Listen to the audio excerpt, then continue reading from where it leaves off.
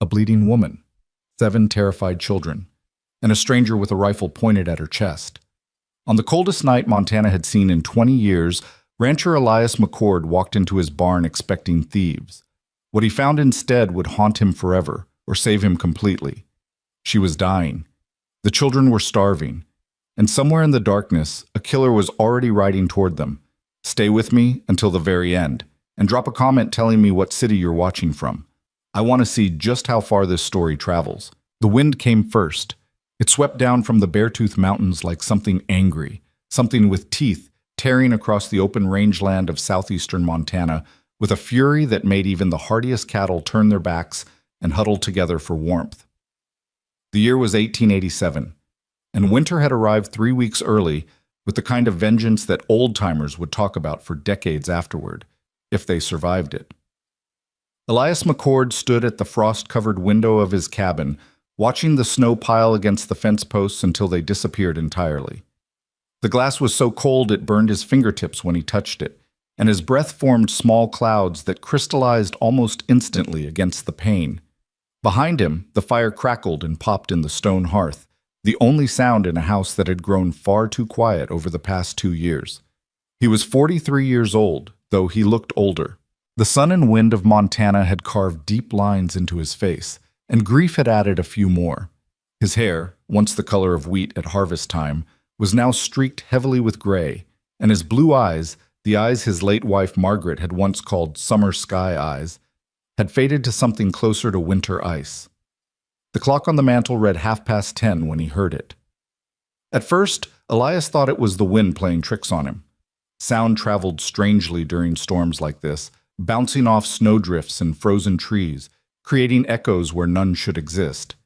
He turned away from the window, reaching for the cup of coffee that had long since gone cold on the table. Then he heard it again. A crack. Sharp. Unmistakable. That wasn't wind. That wasn't a tree branch breaking under the weight of ice. That was gunfire.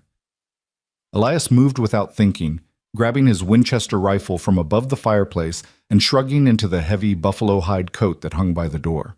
His boots were still warm from sitting near the fire, and he was grateful for that small mercy as he stepped out into the howling darkness. The cold hit him like a physical blow. 20 below zero at least, maybe colder. The kind of cold that could kill a man in minutes if he wasn't careful. The kind that froze the moisture in your nose and made your lungs ache with every breath. Snow swirled around him in thick curtains, reducing visibility to nearly nothing. Another shot cracked through the night, and this time Elias could tell it came from the direction of his barn. A massive structure some 200 yards from the main house, built to shelter livestock during exactly this kind of brutal Montana winter. Hunters, he muttered to himself, though even as he said it, he knew it didn't make sense. No hunter worth his salt would be out in weather like this, and certainly not firing shots in the middle of the night. He pushed through the drifts, the snow already up past his knees in places, his rifle held ready across his chest. The wind screamed in his ears, drowning out any other sound, and for several terrifying minutes he moved blind, navigating only by memory and instinct toward where he knew the barn should be. When he finally reached the massive doors, he paused. Something was wrong. The doors were slightly ajar, not enough to let the wind tear them open, but enough to tell him someone had been here. Someone was still here. He could see the faintest flicker of light through the crack, wavering like a candle flame fighting to survive. Elias raised his rifle and kicked the door open. What he saw in that moment would stay with him for the rest of his life. In the far corner of the barn, huddled between bales of hay that provided meager shelter from the cold, was a woman. She was young, early 30s perhaps, with dark hair that had come loose from its pins and hung in frozen tangles around a face that was pale as bone. Her dress, once blue, was torn and stained with something dark that Elias recognized immediately. Blood. A lot of blood. But it wasn't the woman that made his heart stop in his chest. It was the children. 7 of them, ranging in age from what looked like 3 or 4 years old to a gangly boy of perhaps 13. They were pressed against the woman like a litter of puppies seeking warmth from their mother, their eyes wide with terror, their faces gaunt from hunger and exhaustion. Every single one of them was shaking, from cold, from fear, or from both. And the woman, despite the blood soaking through her dress, despite the way her left arm hung uselessly at her side, despite the fact that she was clearly moments from collapse, had positioned her body between the children and the door, between the children and him. In her right hand, she held a pistol. It was pointed directly at his chest. "Stay back," she said, and her voice cracked with the effort of speaking. "Stay back, or I swear to God I'll kill you." Elias didn't move. He'd seen fear before, seen it in the eyes of cattle during stampedes, seen it in the faces of men during the war, seen it in his own reflection during the long months after Margaret died. But what he saw in this woman's eyes went beyond fear. This was the look of someone who had already decided to die and was determined to take her killer with her. "Easy," he said, keeping his voice low and calm, the way he would with a spooked horse. "Easy now. I'm not going to hurt you." "That's what he said," the woman whispered. "That's exactly what he said. I don't know who he is, ma'am, but I'm not him. My name is Elias McCord. This is my barn. This is my ranch, and you're bleeding all over my hay." For a long moment, the only sound was the wind howling outside and the ragged breathing of 7 terrified children. The woman's gun hand trembled, whether from weakness or cold or both, and Elias could see her fighting to keep it steady. "You could be working for him," she said. "You could be one of his men. I'm not working for anyone. It's just me here. Just me, and about 60 head of cattle that are going to be pretty upset if you bleed out in their barn." It was a strange thing to say. He knew that even as the words left his mouth, but he'd learned long ago that sometimes the unexpected could break through fear when nothing else could. And sure enough, something shifted in the woman's eyes. Not trust, not yet, but something. "If you're going to shoot me," Elias continued slowly, "at least let me put down my rifle first. Seems only fair." He didn't wait for her answer. Moving with exaggerated care, he bent and placed the Winchester on the frozen ground, then straightened up with his hands raised slightly, palms out. "There," he said. "Now you've got all the guns and I've got nothing. Feel better?" The woman's arm sagged, the pistol dropping a few inches before she caught herself and raised it again. But the effort cost her. Elias could see it in the way her face went even paler, in the way her whole body swayed. "Mama," one of the children whispered, a little girl, couldn't have been more than 5, with blonde hair that was matted with dirt and something that might have been blood. "Mama, I'm cold." The woman glanced down at the child, and in that moment of distraction, Elias saw the wound clearly for the first time, high on her left shoulder near the collarbone. A bullet wound, and one that had been left untreated for what looked like at least a day, maybe longer. The flesh around it was swollen and angry red, the edges of the wound crusted with dried blood and, God help her, the greenish tinge of infection. If she didn't get help soon, she was going to die. Probably before morning. "She's not your mama, is she?" Elias asked quietly, nodding toward the little blonde girl. The woman's jaw tightened. "She's mine now. They all are." "How long since you've eaten? Any of you?" No answer. But the way the children's eyes fixed on him at the mention of food told him everything he needed to know. "There's a fire in my cabin," Elias said. "Warm beds. I've got venison stew that's been simmering all day and bread that I baked this morning. It's not much, but it's hot, and there's plenty of it." "Why would you help us?" The woman's voice was barely a whisper now. "You don't know us. You don't know what we've done. I know you're bleeding. I know those children are starving. And I know that whatever you're running from, you won't outrun it if you're dead."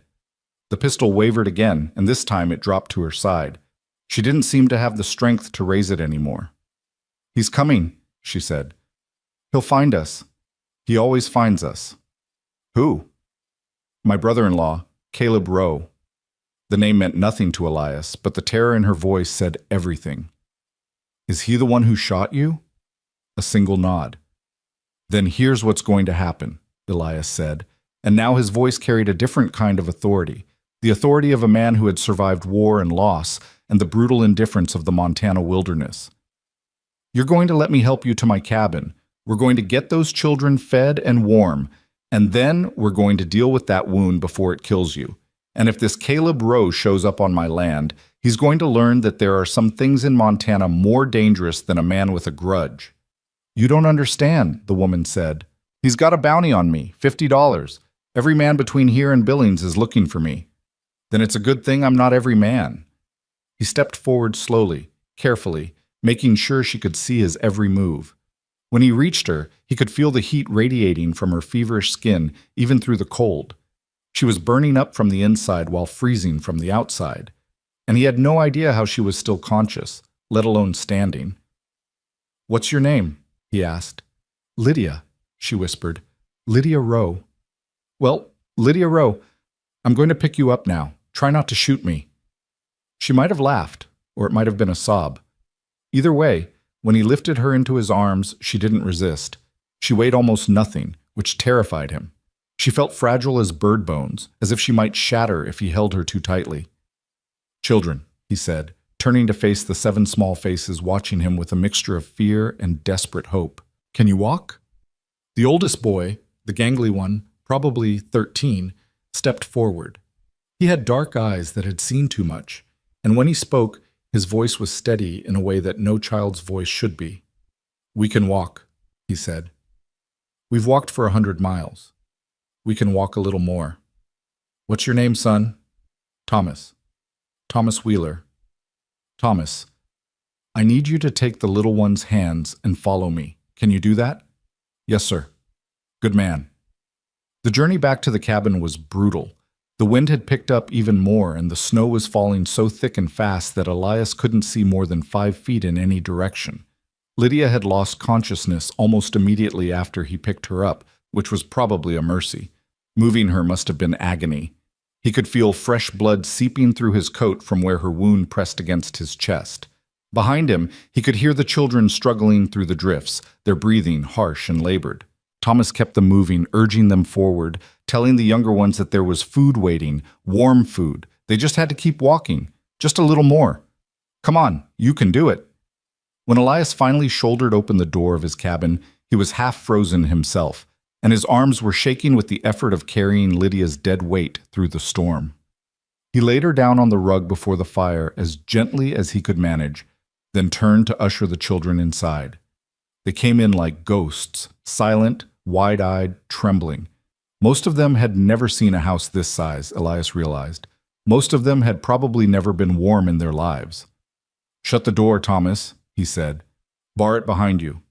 The boy obeyed without question, and the howl of the wind was immediately muffled, replaced by the crackle of the fire and the soft sounds of 7 children trying to remember how to feel safe.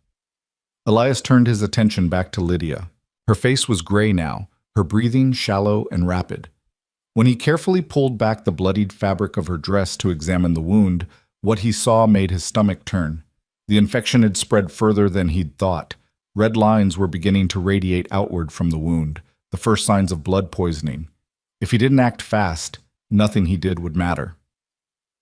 "Thomas," he said without looking up, "can you find the kitchen? There's a pot on the stove with stew in it, and bowls in the cupboard. Get everyone fed. Can you do that?" "Yes, sir." "Good. And on the shelf above the stove, there's a bottle of whiskey. Bring that to me. And clean rags. There should be some in the drawer by the sink, hot water too, if the kettle's still warm." The boy moved quickly, efficiently, and Elias felt a surge of gratitude for his competence. He didn't have time to worry about the children right now.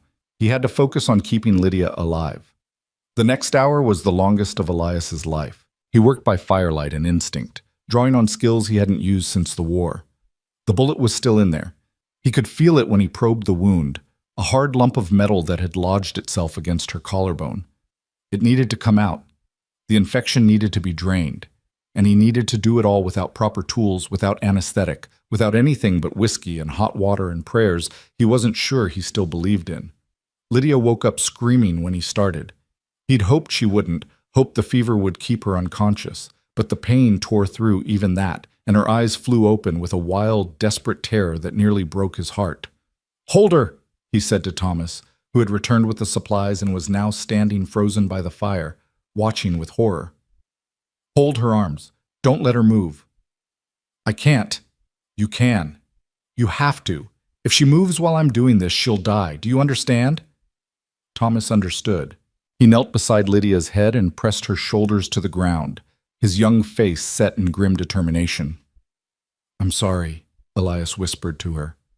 "I'm so sorry, but I have to do this." "Just do it," she gasped. "Just do it." He did. The bullet came out along with a gush of infected blood and pus that made even the children look away. Lydia screamed again, her whole body convulsing against Thomas's grip, and then, mercifully, she passed out again. Elias worked quickly after that, draining the wound, cleaning it with whiskey that he was reasonably sure would do nothing but hurt like hell, packing it with clean cloth. When he was finished, his hands were shaking so badly he could barely tie off the bandage. "Will she live?" It was Thomas, his voice small and scared for the first time since they'd arrived. Elias sat back on his heels, exhausted. "I don't know," he said honestly. "The next few hours will tell. She has to live. She's the only one who—" The boy trailed off, his composure finally cracking. "She's the only one who came back for us." "What do you mean?" Thomas looked at the other children, who were huddled together near the kitchen, eating stew with the single-minded focus of those who don't know when their next meal will come. "Some of us, we had families," he said quietly. "Had them. They died. Fever, mostly. Some from the hunger. Lydia, she was traveling with her husband when they found us. Her husband, Samuel, he wanted to keep going, but Lydia, she couldn't leave us behind. She couldn't leave any of us behind. Where's Samuel now?" "Dead." The word was flat, empty. "Caleb killed him, shot him in the back when he wouldn't hand over Lydia. Called it an accident, said Samuel drew on him first, but we all saw. We all saw." Elias felt something cold settle in his chest. "When was this?" 3 weeks ago, maybe 4. We've been running ever since." "Caleb, he's got money, he's got men, he's got the law on his side. Everyone thinks Lydia killed her husband. That's what Caleb told them. That's why there's a bounty. And the truth? The truth doesn't matter," Thomas said bitterly. "Not to men like Caleb Rowe."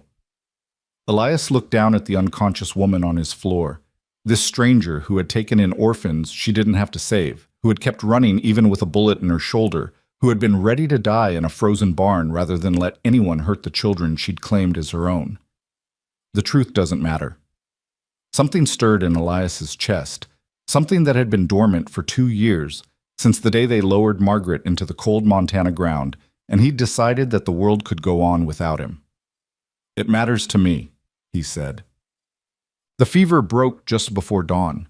Elias had been sitting beside Lydia all night, keeping the fire stoked, changing her bandages, forcing sips of water between her cracked lips whenever she surfaced briefly from unconsciousness. The children had finally fallen asleep, most of them piled together in his bedroom like a litter of puppies, with Thomas keeping watch from a chair by the door.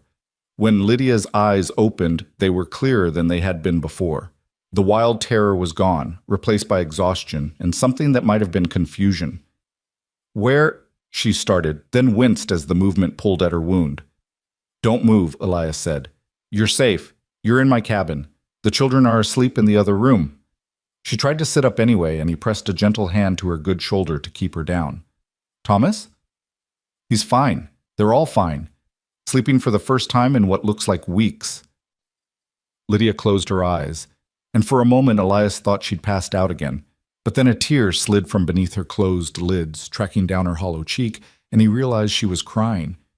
"You should have left us," she whispered. "You should have just left us." "Maybe, but I didn't." "Why?" It was the same question she'd asked in the barn, and Elias still didn't have a good answer. He thought about it for a long moment, watching the fire crackle and pop, watching the snow pile up outside the window, watching this stranger who had crashed into his life like a meteorite and upended everything he'd thought he knew about himself. "My wife died 2 years ago," he said finally. "Margaret. She was everything to me. When she passed, I promised myself I'd never let anyone else down, never let anyone else die when I could have done something." He paused, his voice rough with emotions he'd kept buried for far too long. "I couldn't save her, but maybe I can save you." Lydia opened her eyes again, and there was something new in them now, something that looked almost like hope. "Caleb will come," she said. "He'll find out we're here. He always finds out." Let him come. You don't know what he's capable of. Maybe not, but he doesn't know what I'm capable of either. They stayed like that for a while, the silence comfortable in a way that surprised them both. Outside, the storm continued to rage, but inside the cabin, there was warmth. There was safety. There was, for the first time in weeks, the possibility of something that felt almost like peace. It wouldn't last. They both knew that.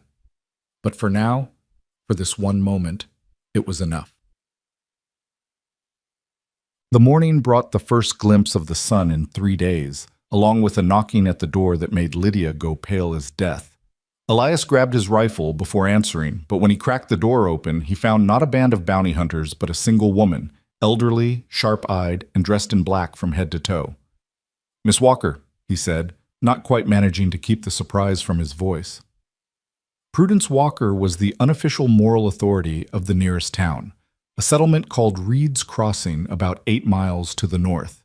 She was 67 years old, had never married, and had opinions about everything, most of them disapproving. She also had the most reliable network of gossip in 3 counties. "Mr. McCord," she said, pushing past him into the cabin before he could stop her, "I heard the most distressing rumors in town this morning, and She stopped dead. Lydia was sitting up now, propped against the side of the settee, her bandaged shoulder visible through the torn remnants of her dress. And scattered around the room were 7 children in various states of waking, their thin faces turned toward the intruder with expressions ranging from curiosity to fear. "Good heavens," Miss Walker breathed. "It's true." "Miss Walker, there's a woman living in your cabin, Mr. McCord, an unmarried woman with children." "She was shot, Miss Walker. She's injured. The children were starving." "And so you simply took them in, without a thought for propriety? Without a thought for what the town will say?" Elias felt his jaw tighten. "I wasn't thinking about the town. I was thinking about keeping them alive. There are processes for these things. Churches, orphanages, authorities who would hand those children over to the man who shot this woman." Elias's voice was cold now, the voice of a man who had reached the limit of his patience. Authorities who would believe a liar with money over a wounded woman with nothing. "Is that what you'd prefer, Miss Walker?" Prudence Walker's mouth opened and closed several times without producing sound. It was, perhaps, the first time in her life that she'd been rendered speechless. "This woman," Elias continued, "has been running for weeks with a bullet in her shoulder and 7 children depending on her. She didn't ask for my help. She was ready to die in my barn rather than risk anyone hurting these kids. And I'm not going to let some small-minded gossip about propriety stop me from doing what's right." "Mr. McCord, I think you should leave now, Miss Walker." The silence that followed was charged with something electric. Prudence Walker drew herself up to her full height, which wasn't much, and fixed Elias with a look that had cowed men twice his size. "This isn't over," she said. "The town will hear about this. The sheriff will hear about this.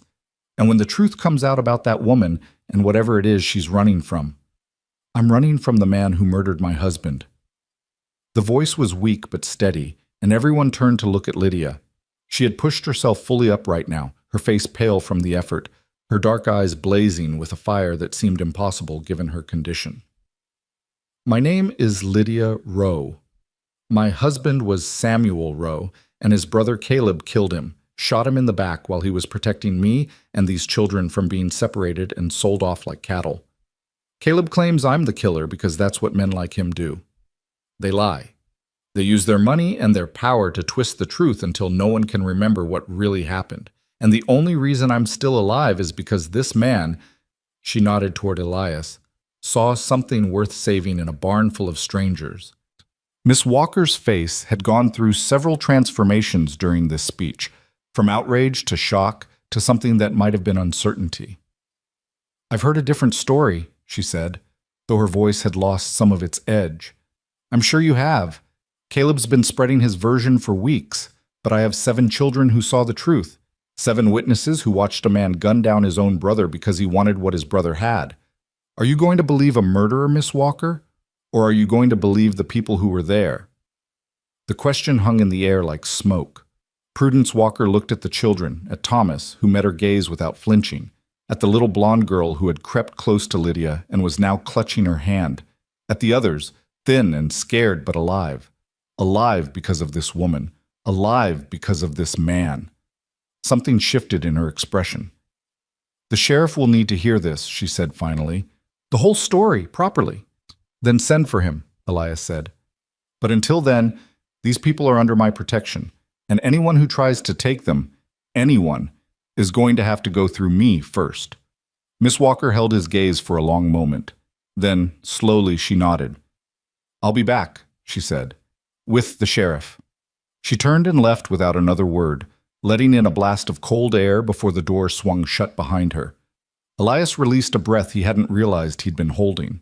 His heart was pounding, his hands shaking slightly from the confrontation. He turned to find Lydia watching him with an expression he couldn't quite read. "You didn't have to do that," she said softly. "You didn't have to defend me." "Yes, I did." "Why?" He thought about the question, thought about Margaret, about the promises he'd made and broken, about the long years of silence and solitude and grief, thought about this woman and these children who had stumbled into his life like a gift from a God he'd almost stopped believing in. "Because you were worth defending," he said. The days that followed took on a strange rhythm. Lydia's wound healed slowly but steadily, thanks to Elias's rough doctoring and her own stubborn will to survive. The children settled into the cabin like they'd always been there, Thomas taking charge of the younger ones, making sure they ate and washed and didn't get underfoot, while the little blonde girl, whose name was Emma, Elias learned, attached herself to Lydia with a devotion that was almost painful to witness. Elias found himself adapting to the chaos with surprising ease. He'd spent 2 years rattling around this cabin alone, letting it grow dusty and silent and cold. Now it was filled with noise, with children's laughter and arguments, and the constant patter of small feet. It should have been overwhelming. Instead, it felt like coming home after a long journey he hadn't known he'd been on. "You're good with them," Lydia said one evening, watching him help young Matthew, a quiet boy of about 8 with a shock of red hair, practice his letters by the fire. "Better than you think." Elias looked up, startled. "Margaret and we always wanted children. It never happened." "I'm sorry." "Don't be. That was a different life." He set down the chalk they'd been using to mark on a slate. "What about you? You said some of these children aren't yours." "None of them are. Not by blood." Lydia's voice was quiet but steady.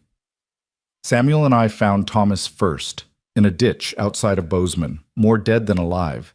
His whole family had been taken by cholera. Then the others, one by one. Emma's mother died in childbirth. Marcus's father was a miner who never came back from a cave-in. The twins," she nodded toward 2 identical girls about 10 years old, "were being beaten by the people who were supposed to be caring for them.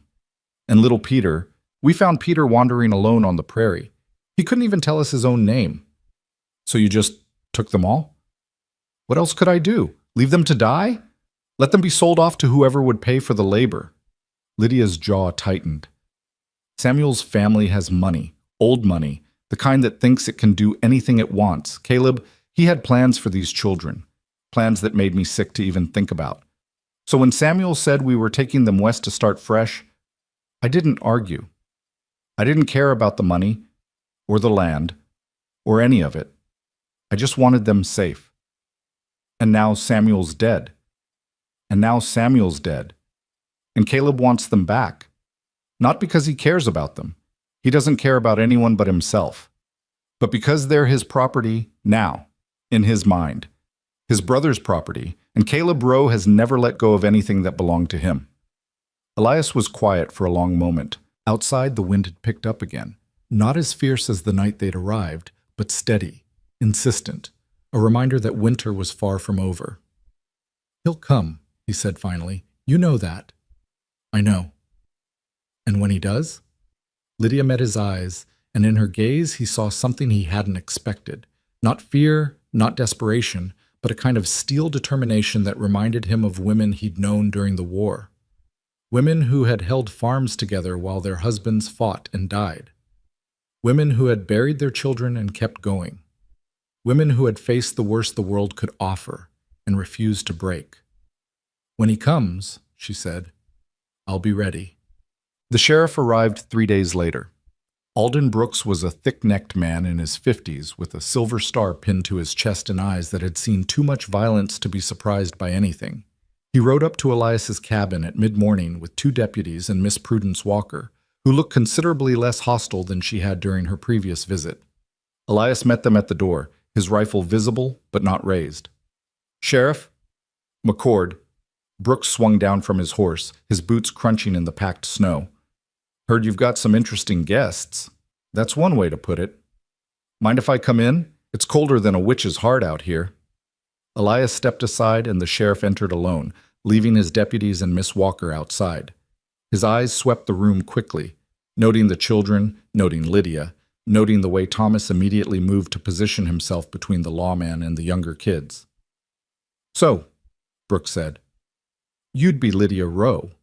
Lydia stood, her arm still in a sling, but her posture straight and unafraid. "I would. I've got a warrant for your arrest, signed by a judge in Billings. Murder charges, it says. Murder of your husband, Samuel Rowe. Those charges are lies." "Maybe. Maybe not."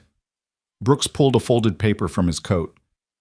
"I've also got $50 in bounty money that says I should haul you back to face trial. And Caleb Rowe's got another 100 waiting if I bring him proof you've been dealt with." The room went very still. "So what are you going to do?" Elias asked quietly, his hand resting on the butt of his rifle. Brooks looked at him for a long moment. Then, surprisingly, he sighed. "Miss Walker came to see me," he said. "Told me a story different from the one I'd heard. Made me curious. So I did some digging." He tucked the warrant back into his coat. "Talked to a few people who were in the area when Samuel Rowe died. Talked to a preacher who passed through. Talked to a woman at a trading post who saw the whole thing. And they all say the same thing, that Caleb Rowe shot his brother in cold blood, and that woman there was already wounded when it happened." Lydia's breath caught. "You believe them?" "I believe enough of them." Brooks walked to the fire, warming his hands over the flames. "Problem is, Caleb Rowe's got friends in high places. Judges, politicians, people who owe him favors. He's not going to let this go just because some small-town sheriff has questions." "Then what do you suggest?"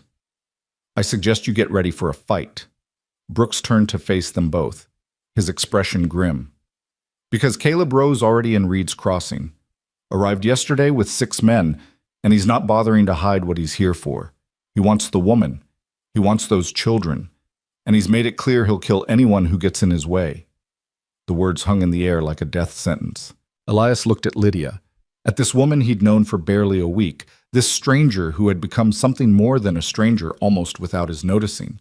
Her face was pale but set, her eyes bright with a fury that seemed to burn from within. "Let him come," she said. And somehow, despite everything, Elias believed her. Well, the confrontation came sooner than any of them expected. It was late afternoon when they heard the horses, not 1 or 2, but many, the thunder of hooves cutting through the cold afternoon air like a warning. Elias had been chopping wood behind the cabin, and he dropped the axe immediately, racing for the front door. "Inside!" he shouted to Thomas, who had been teaching the younger children to build a snowman. "Everyone inside, now!" They moved fast. They'd practiced this. In the days since the sheriff's visit, Elias had drilled them on what to do if Caleb came. Hide. Stay quiet. Don't come out until someone they trusted told them it was safe. By the time the riders crested the hill, Elias was standing on his porch with his Winchester, and Lydia was beside him with her recovered pistol. There were 7 of them. 6 wore the rough clothing of hired guns, men whose eyes held the emptiness of those who killed for money and didn't lose sleep over it. But the seventh was different. Caleb Rowe sat his horse like a man born to the saddle, his expensive coat immaculate despite the cold, his gloved hands resting easily on the pommel. He was handsome in a cold, aristocratic way, dark hair, sharp features, eyes the color of winter ice. He looked like Samuel might have looked, Elias realized, if Samuel had been carved from stone instead of flesh. "Mr. McCord," Caleb's voice was smooth, cultured, and utterly without warmth. "I believe you have something that belongs to me." Nothing on this land belongs to you. The woman does. And the children. Caleb smiled, and the expression made Elias's skin crawl. My brother's widow and my brother's wards. The law says they're my responsibility now. I'm just here to take them home. Your brother's dead because you killed him. Now that's an interesting accusation. Caleb didn't seem bothered by it at all, particularly given that I have a warrant for Lydia's arrest on murder charges. The judge believed my version of events. So did the sheriff in Billings. So will the jury, if it comes to that. The sheriff here believes different. Alden Brooks? Caleb laughed, a short, humorless sound. Brooks is a small-town lawman with delusions of relevance. He won't matter in the end. None of this will matter. His eyes shifted to Lydia. Come now, sister. Let's end this nonsense. You're wounded, you're tired, and you're running out of options. Come with me peacefully, and I'll see to it that the children are taken care of. The way you took care of Samuel? Something flickered in Caleb's eyes, something dark and dangerous. Samuel made his choice. He chose you and those worthless orphans over his own family, over his own blood. He got what he deserved. He deserved better than to be shot in the back by his own brother. And yet here we are.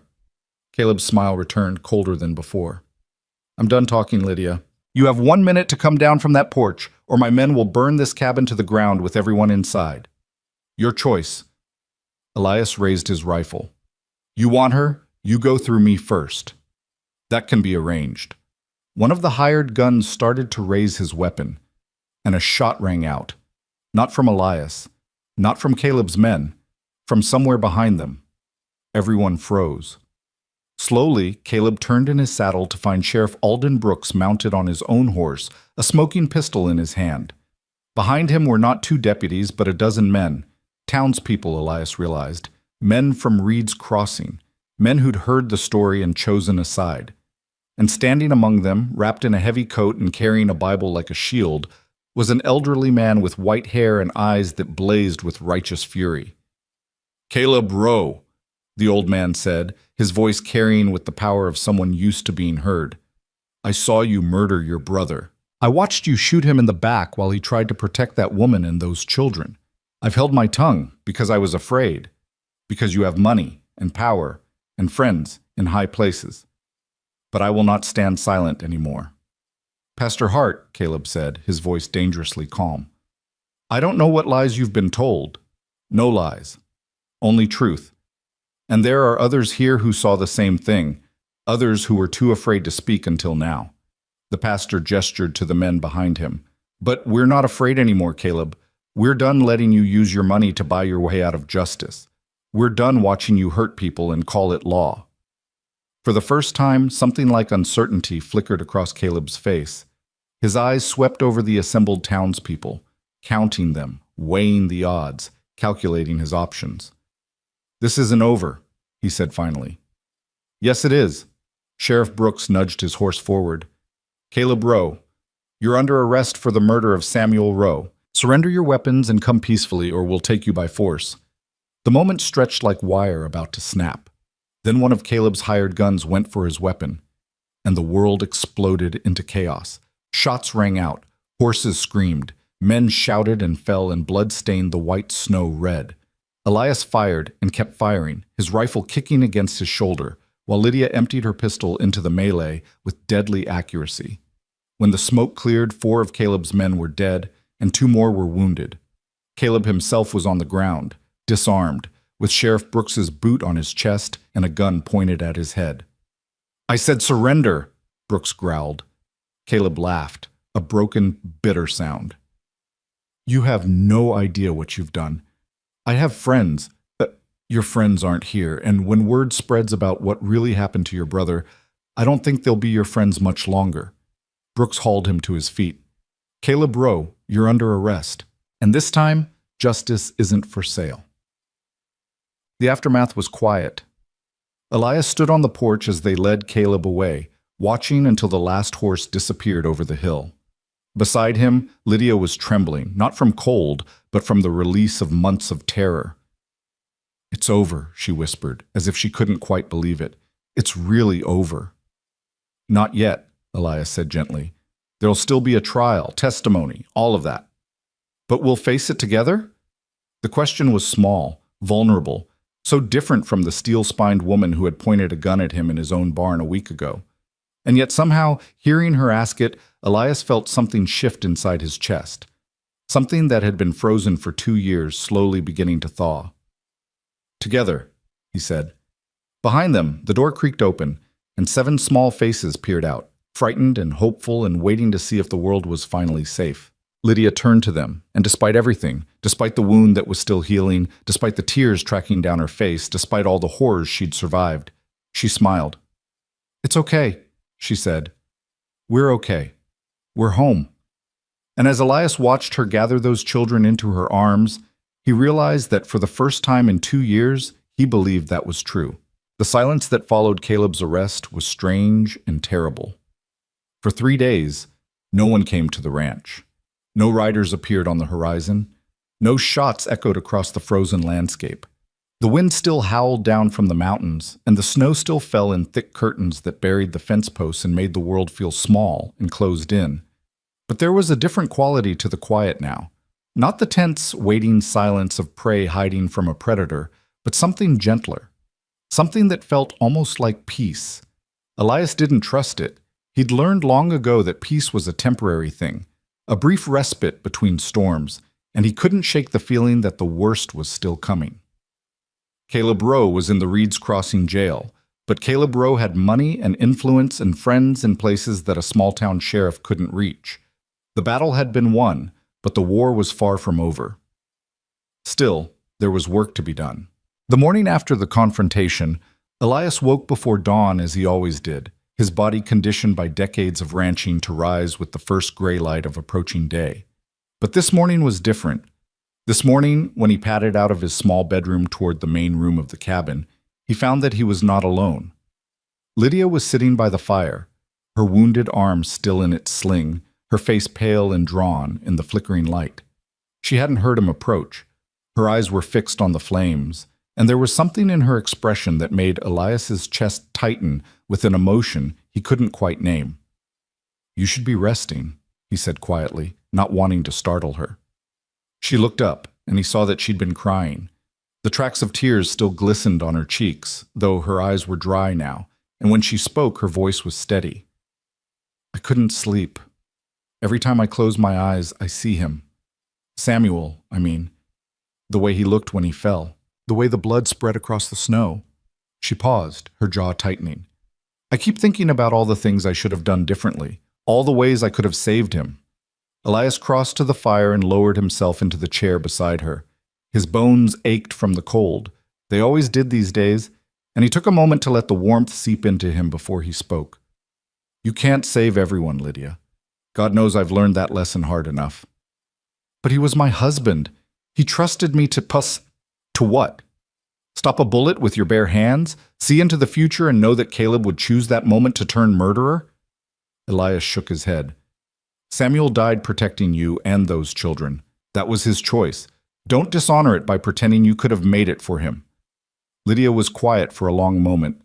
The fire crackled and popped, sending up small showers of sparks that danced briefly in the air before dying. "How do you do it?" she asked finally. "How do you live with it? The guilt, the grief, all of it?" "I don't know that I do. Not well anyway." Elias stared into the flames, remembering. "When Margaret died, I wanted to die too. Came close a few times, but then I'd wake up in the morning, and the cattle would need feeding, and the fences would need mending, and somehow the work kept me going even when I didn't want to be kept going." He paused. "I suppose that's the secret, if there is one. You just keep moving forward, one day at a time, until the weight of it gets a little lighter. It never goes away completely, but it gets lighter. And if it doesn't, then you find something worth carrying it for." He looked at her then, really looked at her, and saw not just a wounded woman running from a murderer, but someone who had already survived things that would have broken most people. Someone who had kept 7 children alive through hunger and cold and violence. Someone who had faced death in his barn and refused to surrender. "Those children," he said, "they're worth carrying it for. You know that as well as I do." Lydia's eyes filled with fresh tears, but she was smiling now, a small, fragile thing, but real. "Thank you," she whispered, "for everything, for saving us, for standing up to Caleb, for—" She trailed off, shaking her head. "I don't even know how to thank you properly." "You don't have to thank me. Just get some rest. We've got a long road ahead." She nodded, but she didn't move from her chair, and after a moment, Elias realized she didn't want to be alone. So he stayed where he was, watching the fire, and together they sat in comfortable silence as the first light of dawn began to creep across the frozen landscape outside. The children woke gradually over the next hour, emerging from the bedroom in ones and twos like small, sleepy ghosts. Thomas was first, as always. The boy had taken on the role of protector so completely that Elias sometimes forgot he was only 13. He checked on each of the younger children with quiet efficiency, making sure they were dressed warmly, making sure they hadn't kicked off their blankets in the night. Then came the twins, Rachel and Rebecca, who were so identical that Elias still couldn't tell them apart half the time. They moved in perfect synchronization, finishing each other's sentences and communicating in a private language of glances and gestures that no one else could quite decode. Marcus was next, a sturdy boy of 9 with dark skin and darker eyes that held a wariness born of too many disappointments. He'd been the hardest to reach, Elias had noticed, the most suspicious of kindness. But even Marcus had started to thaw over the past few days, had started looking at Elias with something other than distrust. Little Emma came running out as soon as she was awake, making a beeline for Lydia with the single-minded devotion that had characterized her from the beginning. She climbed into Lydia's lap without asking permission, tucking her blonde head under Lydia's chin and wrapping her small arms around Lydia's waist. "Good morning, sweetheart," Lydia murmured, pressing a kiss to the top of Emma's head. "Did you sleep well?" "I dreamed about horses," Emma said seriously. "Big ones, brown ones. They were running and I was running with them." "That sounds like a wonderful dream. Can I have a horse someday?" Lydia's eyes met Elias's over Emma's head, and something passed between them, an acknowledgement of all the uncertain futures that lay ahead. "Maybe someday," Lydia said. "We'll have to wait and see." Matthew shuffled out next, the red-haired boy who had been practicing his letters with Elias the night before. He was quiet and serious, prone to long silences and sudden questions that revealed a mind far more active than his demeanor suggested. And finally, little Peter, the youngest at barely 4 years old, the one they'd found wandering alone on the prairie, the one who still sometimes woke screaming from nightmares he couldn't describe. Elias watched them all settle around the cabin's main room, and he was struck by how quickly they'd made this space their own. Just a week ago, this cabin had been a tomb, a monument to grief and loneliness and everything he'd lost when Margaret died. Now it was full of life, full of noise, full of the kind of chaos that he'd once thought he'd never experience. It should have felt overwhelming. Instead, it felt like something he hadn't even known he was missing. "I'll make breakfast," Thomas announced, already heading for the kitchen. "Mr. McCord, do we have any eggs?" "Check the cold cellar. Should be a few dozen from before the storm." "I'll help," Rachel said. Or was it Rebecca? Elias still couldn't tell.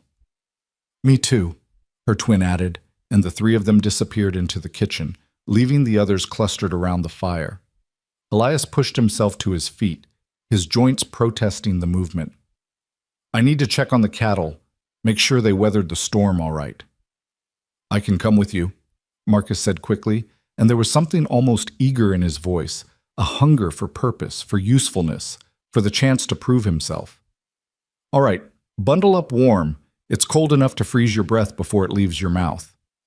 The boy was ready in minutes, wrapped in one of Elias's old coats that hung past his knees and made him look even younger than he was. Together they stepped out into the brilliant white world of the morning after the storm. The sun was fully up now, blazing off the snow with an intensity that made Elias squint. The sky was impossibly blue, that deep, endless Montana blue that he'd fallen in love with the first time he'd seen it, decades ago now. The ranch spread out before them, the buildings half buried in drifts, the fence posts marking boundaries that the snow had erased. "It's beautiful," Marcus said softly, and there was wonder in his voice, the wonder of a child who'd spent too much of his life in dark places. "It is. Cold as death, but beautiful." Did you build all this yourself? Most of it. The cabin was already here when I bought the land, belonged to a trapper who died in a blizzard back in '72. But the barn, the fences, the outbuildings, Margaret and I built all of that together. Margaret was your wife? She was. What happened to her? The question was blunt, almost clinical, the way children's questions often are. Elias was quiet for a moment, his boots crunching in the packed snow as they walked. Fever, he said finally. Came on sudden, the way fevers do out here. One day she was fine, laughing, talking about the garden she wanted to plant in the spring. 3 days later, she was gone. I'm sorry. So am I. They walked in silence after that, making their way to the barn where the cattle had sheltered during the storm. The animals were fine, cold and hungry but alive, and Elias spent the next hour forking hay and breaking ice in the water trough while Marcus watched and learned and asked questions that revealed a quick mind and a genuine interest in the work. Could you teach me? Marcus asked finally, as they were heading back to the cabin. To do all this, I mean. The ranching. I could, if you wanted to learn. I do. The boy's voice was fierce with a conviction that surprised Elias. I want to learn how to do things, real things, things that matter, not just survive. Elias looked at him, this child who'd been beaten and abandoned and left to die by a world that should have protected him, and felt something crack open in his chest. Then I'll teach you, he said, starting tomorrow. Marcus's smile was like sunrise. The days settled into a rhythm after that. Elias would rise early, check on the cattle, tend to the endless chores that kept a ranch running through a Montana winter. Thomas and Marcus usually joined him, learning the work with an eagerness that made up for their inexperience. The twins helped Lydia in the cabin, cooking and cleaning and caring for the younger children. And slowly, gradually, the hollow shell of a house that Elias had lived in for 2 years began to feel like something else entirely. It began to feel like a home. Lydia's wound healed faster than Elias had dared hope. Within a week, she was out of the sling, though the arm was still stiff and weak. Within 2 weeks, she was helping with the household work, her natural competence reasserting itself now that she wasn't running for her life. She organized the cabin with quiet efficiency, creating systems and routines that kept 7 children fed and clothed and occupied without driving anyone to madness. And at night, after the children were asleep, she and Elias would sit by the fire and talk. They talked about everything, their pasts, their fears, their hopes for a future that neither of them quite dared to believe in. Lydia told him about her childhood in Virginia, about meeting Samuel at a church social, about the early years of their marriage when everything seemed possible. Elias told her about the war, about coming west to escape his memories, about finding Margaret and building a life that had ended far too soon. I never thought I'd find anything like that again, he admitted one night, his voice rough with emotions he'd kept buried for too long. After Margaret died, I figured that was it, that I'd used up my share of happiness, and the rest of my life would just be waiting. Waiting for what? To die, I suppose. To join her. Lydia was quiet for a long moment. The fire had burned low, casting dancing shadows across the walls of the cabin, and somewhere in the other room, one of the children murmured in their sleep. I know what you mean, she said finally. After Samuel died, after we started running, there were nights I thought about just giving up, just letting Caleb win. The only thing that kept me going was them, the children. They needed me. I couldn't abandon them just because I was tired of fighting. You're braver than you know. I'm not brave. I'm just stubborn. Isn't that the same thing? She laughed at that, a real laugh, full and warm, and Elias felt something shift in his chest. Something that had been dormant for 2 years, slowly stirring back to life. He didn't have words for what he was feeling, didn't know if he wanted words for it. All he knew was that this woman and these children had crashed into his life like a meteor, and nothing would ever be the same again. The trouble started, as trouble often does, with a knock at the door. It was mid-morning, about 3 weeks after Caleb's arrest, and Elias was helping Matthew with his arithmetic at the kitchen table while Lydia supervised the twins' attempts at bread making. The cabin was warm and noisy, and full of the kind of domestic chaos that Elias had come to love, and when the knock came, Everyone went still. "Stay here," Elias said, his hand automatically moving to the rifle that was never far from reach. He crossed to the door and opened it to find Miss Prudence Walker standing on his porch for the second time in as many weeks. But this time, she wasn't alone. Beside her was a man Elias didn't recognize, tall, thin, with a pinched face and spectacles that reflected the weak winter sun. "Mr. McCord," Miss Walker said, and her voice had none of the hostility it had carried during her first visit. "May we come in? This is Mr. Harold Finch from the Territorial Orphan Society." Elias's blood went cold. He stepped back to let them enter, his mind racing. The Orphan Society. Of course. He should have expected this. 7 children, no legal guardians, no documentation. It was only a matter of time before someone official came asking questions. Lydia had risen from the table the moment she heard the name, and Elias could see her hands trembling as she smoothed her apron. The children had clustered behind her, instinctively seeking protection, and Thomas had moved to stand at her shoulder like a small, fierce guardian. "Mrs. Rowe," Mr. Finch said, his voice thin and reedy. "I've been sent by the Territorial Authority to assess the situation regarding the children in your care." "They're not in my care," Lydia said, and her voice was steady despite her trembling hands. "They're my children." "That's precisely what I'm here to determine." Finch's eyes swept the room, taking in the 7 children, the modest cabin, the woman with the still healing wound on her shoulder. "I understand that none of these children are biologically yours. Is that correct?" "Biology doesn't make a family, Mr. Finch." "Perhaps not. But the law requires certain documentation, certain procedures." He pulled a small notebook from his coat pocket. "I'll need to speak with each child individually, and I'll need to conduct a thorough inspection of the living conditions here." "These children have been through enough," Lydia said. "They don't need some stranger interrogating them about their pasts." "I'm afraid it's not optional, Mrs. Rowe. The Territory has an obligation to ensure the welfare of orphaned children. If proper procedures weren't followed in placing these children in your care—" "Proper procedures?" Lydia's voice rose, and Elias could see the anger building in her like a storm. "Do you want to know what proper procedures did for these children, Mr. Finch? Thomas was left to die in a ditch after his entire family was killed by cholera. Emma's mother bled to death giving birth to her, and the proper procedures were going to send her to a workhouse. Marcus was beaten so badly by his proper guardians that he couldn't walk for a week. And Peter—" Her voice cracked and she had to stop. Little Peter had pressed himself against her legs, his face buried in her skirts, and when she continued, her voice was barely a whisper. "Peter was found wandering alone on the prairie, 3 years old. He couldn't tell us his name, couldn't tell us where he came from, couldn't tell us anything except that he was hungry and scared and alone. These children have been failed by every proper procedure there is, Mr. Finch. The only thing that's kept them alive is love. And I'm not going to apologize for that."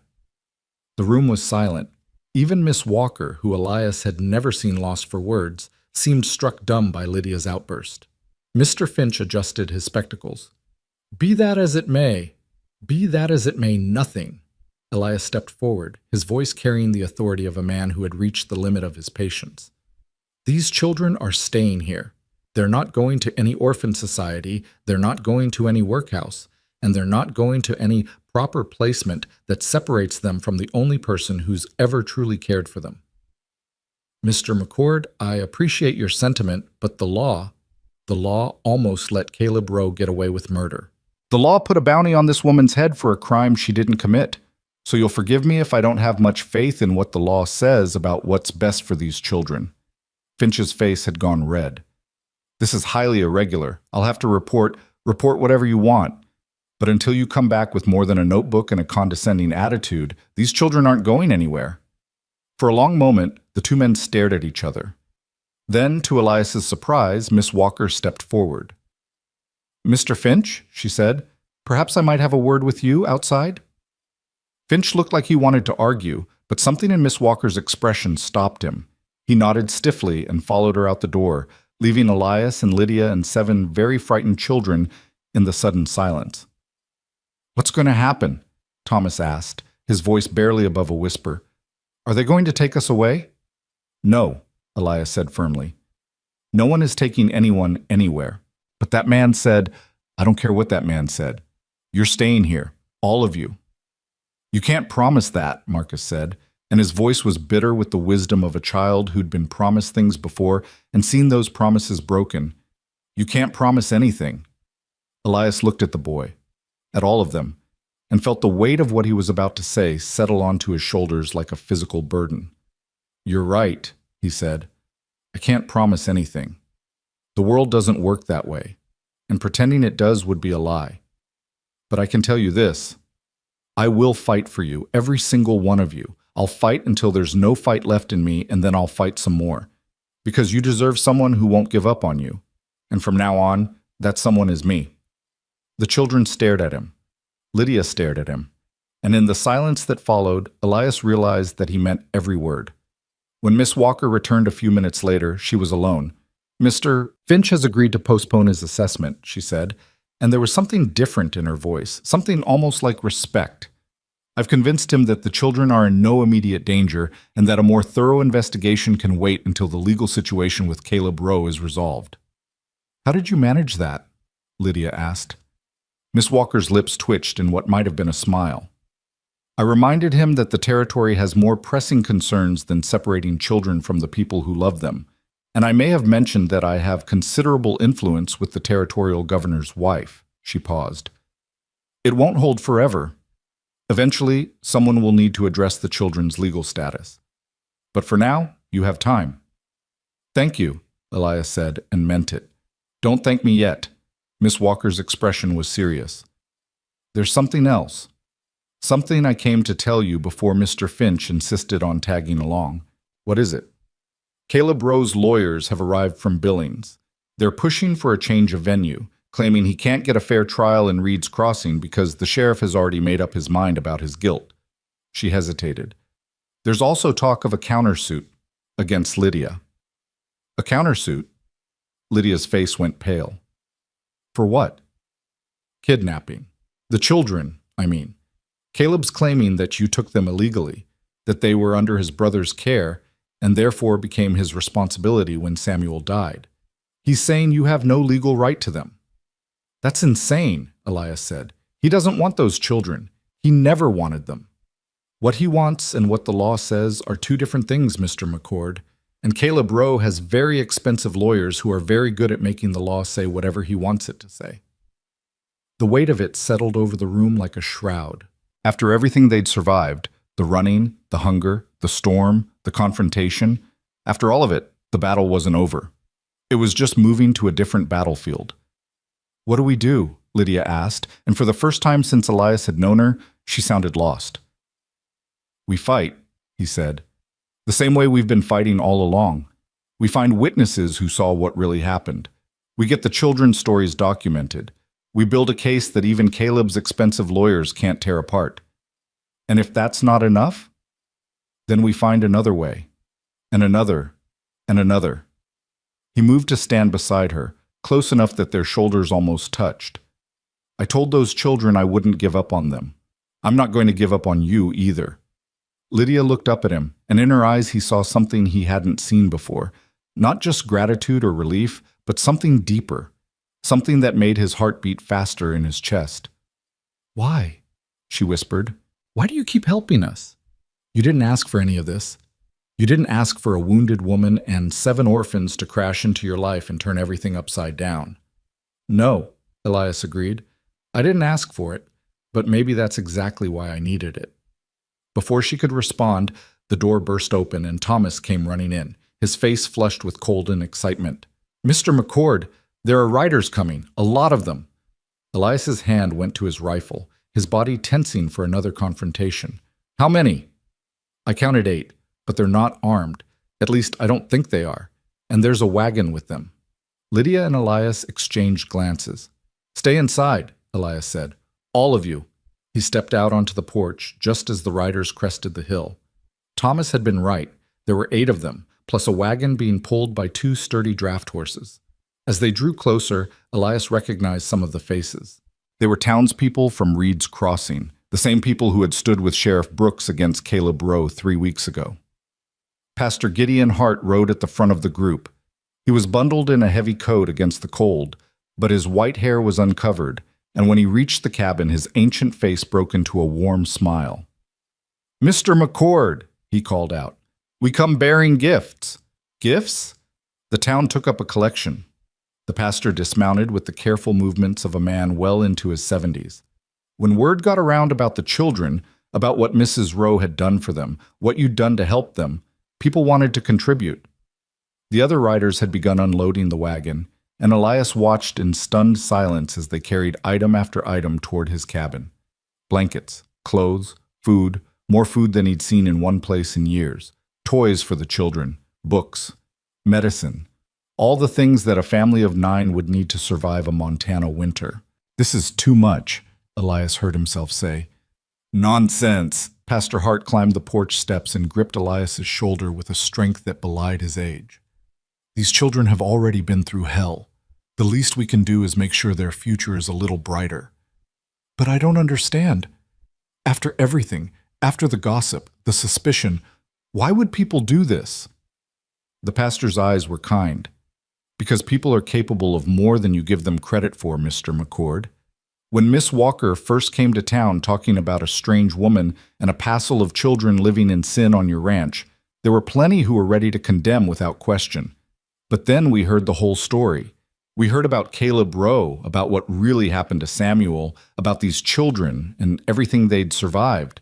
And we realized that sometimes what looks like scandal is actually just love finding a way to survive in an unforgiving world."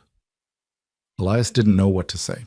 For 2 years, he'd kept himself apart from the town, nursing his grief and his solitude, convinced that the world had nothing left to offer him.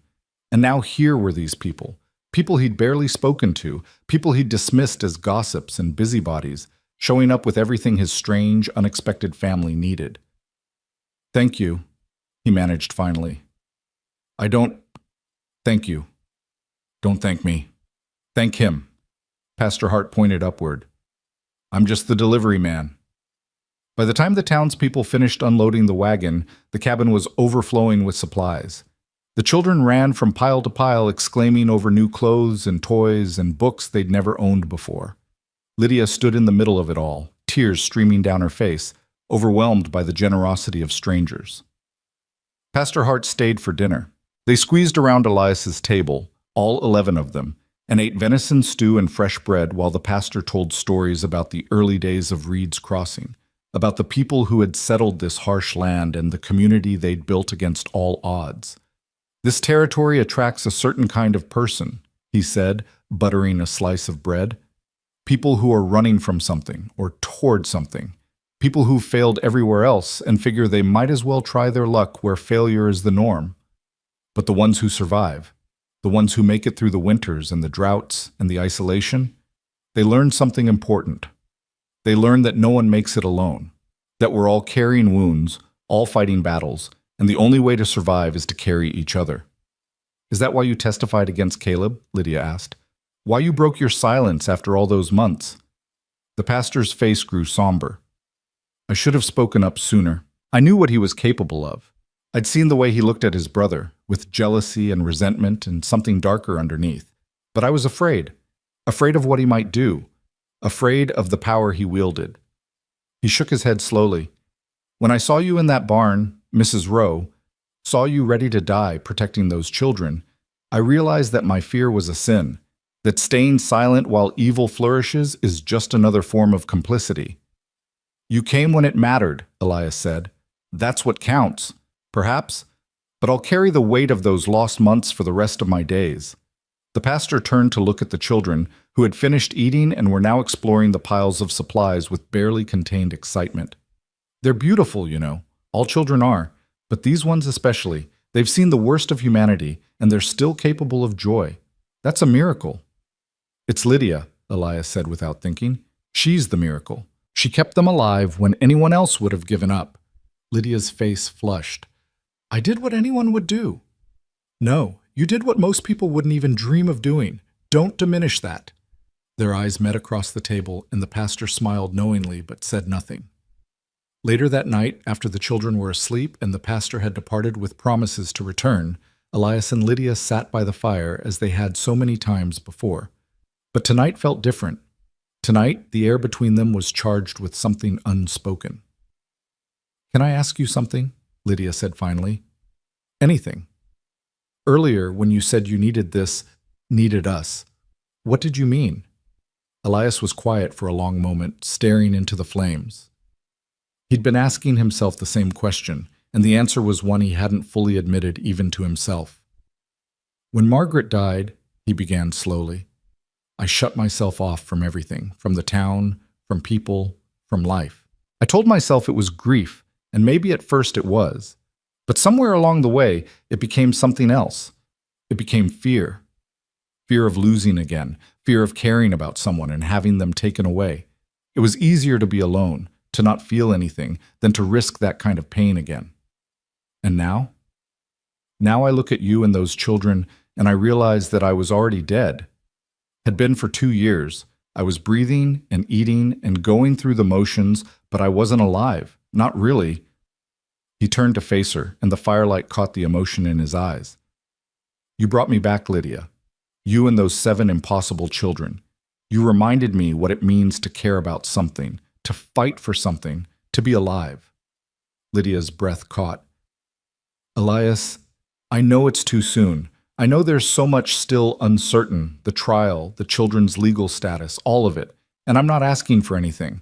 I just needed you to know that whatever happens, whatever comes next, I'm grateful. For all of it. Even the gunfire and the blood and the government officials and the terror. I'm grateful because it brought you here." The silence stretched between them, filled with everything they hadn't said and everything they were afraid to say. Then Lydia reached out and took his hand, her fingers intertwining with his. "I'm grateful too," she whispered. They sat like that until the fire burned low, holding hands in the darkness, 2 wounded people finding their way back to life together. The summons came a week later. Sheriff Brooks rode out personally to deliver it, his face grim as he handed the official document to Elias. "Caleb's lawyers got their change of venue," he said. "The trial's been moved to Billings, and they've issued subpoenas for Lydia and the children to appear as witnesses." "Witnesses for what?" "For Caleb's countersuit. They're claiming the children were unlawfully taken from their legal guardian, meaning Caleb, as Samuel's only living relative.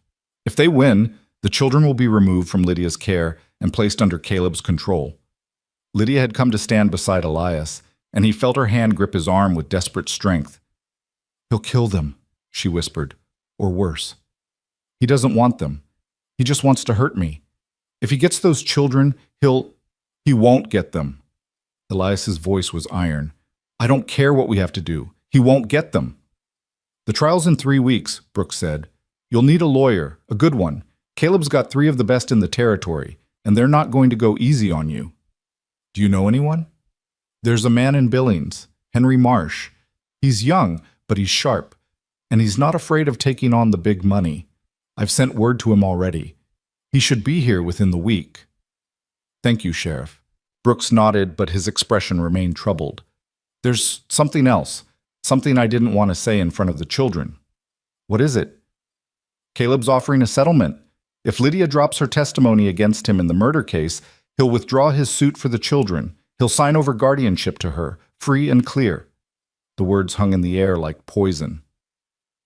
"You're saying he'll let us keep the children if I let him get away with murder," Lydia said, her voice flat. "I'm saying that's what he's offering." "And what happens to him? He just walks free? Goes back to his life like nothing happened?" Brooks' jaw tightened. "Probably. Without your testimony, without the testimony of the children, the case against him is circumstantial at best. A good lawyer could pick it apart." "And if I refuse? If I testify?" "Then he'll do everything in his power to take those children from you. He's got money, influence, and enough spite to make your life a living hell. You need to understand what you're up against." Lydia was silent for a long moment. Elias watched her face, watched the play of emotions across her features: anger, fear, determination, grief. When she finally spoke, her voice was steady as stone. "Samuel died protecting those children. He died believing they deserved a chance at a real life, not as property to be traded and sold. If I take Caleb's deal, I'm spitting on everything Samuel stood for. I'm letting his killer walk free while I pretend it never happened." She drew herself up, and despite everything, despite the fear that Elias knew must be churning in her gut, she looked like a queen facing down an army. "I won't do it," she said. "Whatever it costs, whatever happens, I won't let Samuel's death mean nothing. Caleb Rowe will face justice, and those children will know that someone, somewhere cared enough to fight for what's right." Sheriff Brooks looked at her for a long moment. Then slowly, he smiled. "Ma'am," he said, "I do believe you're the bravest woman I've ever met." "I'm not brave, I'm just too angry to be scared anymore." After the sheriff left, Elias found Lydia standing at the window, staring out at the frozen landscape with an expression he couldn't quite read. "You didn't have to do that," he said quietly. "Take the deal, I mean. No one would have blamed you." "I would have blamed me." She turned to face him. What kind of message would that send to those children? That justice can be bought? That the powerful can do whatever they want as long as they're willing to make a deal? They've already learned too many hard lessons about how cruel the world can be. I won't teach them that fighting for what's right is pointless. The trial won't be easy. Caleb's lawyers will try to destroy you. They'll bring up everything, your past, your relationship with Samuel, the way you took the children. They'll make you out to be a kidnapper, a manipulator, a fortune hunter. Let them try. Lydia's chin lifted. I know who I am. I know what I've done and why I did it. And I have something Caleb doesn't have, the truth. The truth doesn't always win in court. Then we'll make it win. She crossed the room and stood before him, close enough that he could see the flecks of gold in her brown eyes. I need to know something, Elias. When we go to Billings, when we face Caleb and his lawyers and everyone who wants to see us fail, will you be there? Will you stand with me? You have to ask? I have to know. He reached out and cupped her face in his work-roughened hands, and for a moment the world narrowed down to just the two of them, this woman who had taught him to live again, and this man who had given her a reason to keep fighting. I'll stand with you, he said, through the trial and whatever comes after, through the good times and the bad, through anything and everything this world throws at us. I'll stand with you, Lydia Rowe. Today, tomorrow, for as long as you'll let me. The tears spilled over then, tracking down her cheeks and over his fingers, and when she spoke, her voice was barely a whisper. I was alone for so long. Even when Samuel was alive, I loved him, I did, but there was always a distance between us, something I couldn't cross. But with you, she shook her head, struggling for words. With you, I feel like I've finally found someone who sees me, really sees me, all of me. The fear and the anger and the desperate hope that somehow, impossibly, things might be okay. You see all of it, and you don't look away. Why would I look away? You're the most beautiful thing I've ever seen. She laughed through her tears. I'm a mess, a wounded, exhausted, terrified mess. The most beautiful mess I've ever seen, then.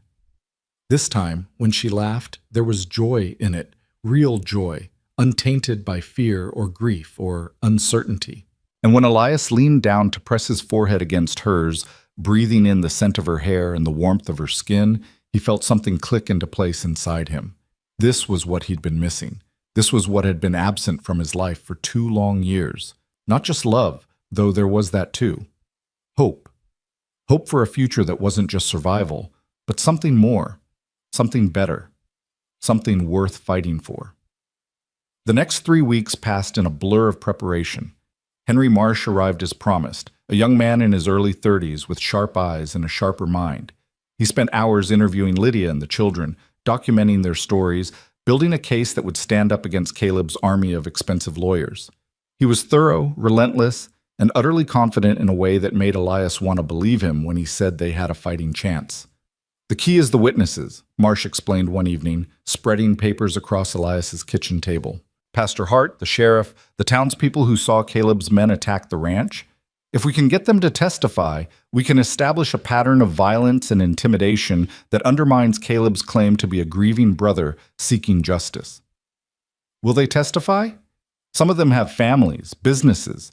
Caleb's not above retaliation. I've spoken to most of them. They're scared, but they're willing. What happened at your ranch, the way the town came together to stand against Caleb, that changed things? People are tired of living in fear. They want to see him held accountable. And the children? Will they have to testify?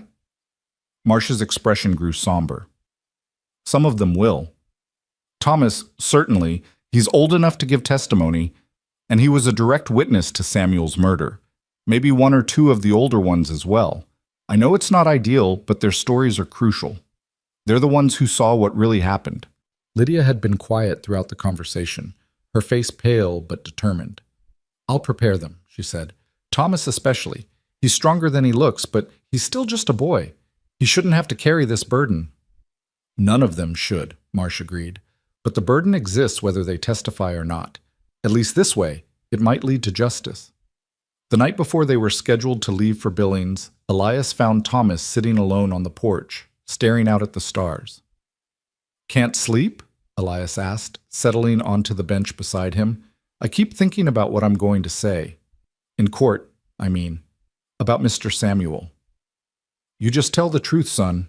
That's all anyone can ask of you. But what if the truth isn't enough? What if those lawyers twist my words around, make me look like a liar? Thomas's voice cracked. Mr. Samuel was good to me. He and Mrs. Lydia, they were the first people who ever treated me like I was worth something. And now I'm supposed to stand up in front of strangers and talk about watching him die. And I'm supposed to be calm and clear and not mess it up, because if I mess it up, Caleb might win. And then, Thomas. Elias put a hand on the boy's shoulder. Look at me. The boy looked up, his eyes bright with unshed tears. You're not going to mess anything up. You've survived things that would have broken most grown men. You've kept those children together, kept them moving, kept them alive when the whole world was trying to tear you apart. That's not weakness, that's strength.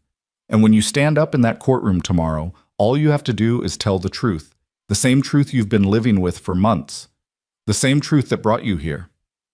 And if it's not enough, then we'll find another way. But I believe in you, Thomas. I believe the truth will be enough. And I'll be right there in that courtroom every single day, reminding you that you're not alone. Thomas was quiet for a long moment. Then, slowly, he nodded. Okay, he said. Okay, I can do this. I know you can. They sat together in silence after that, watching the stars wheel overhead, two figures on the porch of a cabin that had somehow, impossibly, become a home. Tomorrow they would face Caleb Rowe and his lawyers and everything the law could throw at them. But tonight they had this, the quiet stars, the cold clean air, and the knowledge that whatever came next they would face it together. The journey to Billings took 4 days. They traveled in 2 wagons, one driven by Elias, carrying Lydia and the younger children, and another driven by Thomas, who had insisted he was old enough to handle the responsibility. Henry Marsh rode alongside on horseback, reviewing his notes and muttering to himself about legal precedents and witness testimony. Sheriff Brooks had sent 2 deputies to accompany them, partly for protection and partly as witnesses who could testify to Caleb's attack on the ranch. The weather held, but just barely.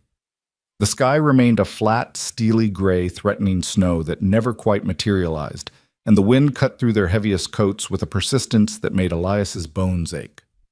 The children huddled together under piles of blankets, their breath forming small clouds in the frigid air, their faces pale with cold and apprehension. Little Emma hadn't spoken a word since they'd left the ranch. She clung to Lydia's hand with a desperate grip, her blue eyes wide and frightened, and nothing anyone said could coax more than a nod or a shake of her head from her.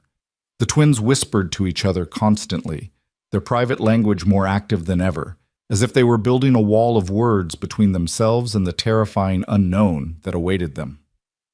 Marcus had retreated into the sullen silence that had characterized him when they'd first arrived, his dark eyes watchful and wary.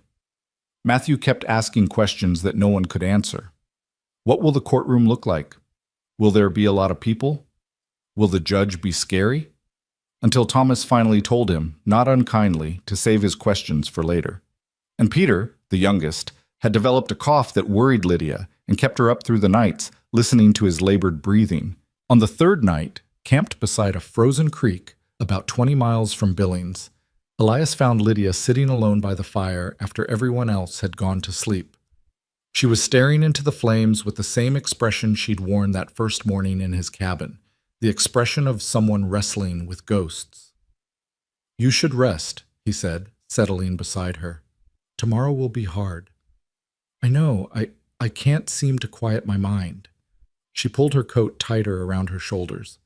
"I keep thinking about what Caleb's lawyers will say, the things they'll accuse me of. They're going to make me out to be a monster, Elias, a kidnapper, a gold digger, a murderess. And the worst part is, some people will believe them. Let them believe what they want. The truth will speak for itself." "Will it?" She turned to face him, and in the firelight he could see the fear she'd been hiding from the children. "I've been telling myself that for months. The truth will come out. Justice will prevail. But Caleb has money and power and connections, and all I have is a story that sounds too terrible to be true. What if the truth isn't enough? What if we lose?" Elias was quiet for a moment, considering his answer. He could have offered empty reassurances, could have told her everything would be fine, that they would certainly win, that there was nothing to worry about. But she deserved better than platitudes. She deserved honesty. "If we lose," he said slowly, "then we appeal. We find new evidence. We keep fighting until there's nothing left to fight with, and then we find something else to fight with. I made you a promise, Lydia. I made those children a promise. And I don't break my promises. Even if it costs you everything, your ranch, your reputation, your future. The ranch is just land. The reputation never mattered much to begin with. And my future..." He reached out and took her hand, his rough fingers intertwining with hers. "My future is sitting right next to me. My future is sleeping in those wagons. Whatever happens in that courtroom, my future is with you and those children. The rest is just details." Lydia's eyes filled with tears, but she was smiling now, a small, fragile thing, but real. "How do you do that?" she whispered. "How do you make everything seem possible?" "I don't know that I do. I just know that some things are worth fighting for, and you're one of them." She leaned her head against his shoulder, and they sat like that until the fire burned low, two people finding strength in each other as they faced the battle of their lives. Billings was bigger than Elias had expected.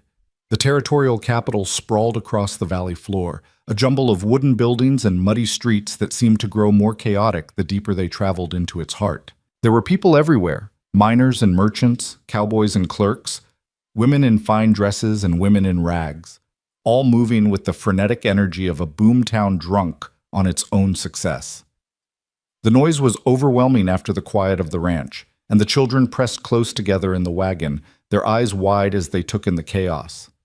Henry Marsh led them to a boarding house on the edge of town, a respectable establishment run by a widow named Mrs. Patterson, who took one look at the 7 exhausted children and immediately set about preparing hot food and warm baths without being asked. "Poor lambs," she clucked, ushering them inside. "Look at them, frozen half to death. What kind of monsters drag children across the territory in this weather?" "The kind who don't have a choice," Lydia said quietly. Mrs. Patterson's expression softened. "The Roe trial, isn't it? I've heard the talk. Half the town's been buzzing about it for weeks." She lowered her voice. "For what it's worth, I don't believe a word that man says. Anyone with eyes can see he's got the devil in him. Let's hope the jury feels the same way." The trial was scheduled to begin the following morning. That night, after the children had been fed and bathed and put to bed, Henry Marsh gathered Elias, Lydia, and Thomas in Mrs. Patterson's sitting room for a final strategy session. "The prosecution will present their case first," Marsh explained, spreading papers across the coffee table. "They'll call witnesses to establish the circumstances of Samuel's death. Pastor Hart, the woman from the trading post, Sheriff Brooks. Then they'll call Lydia and the children to testify about what they saw." "And Caleb's lawyers?" Elias asked.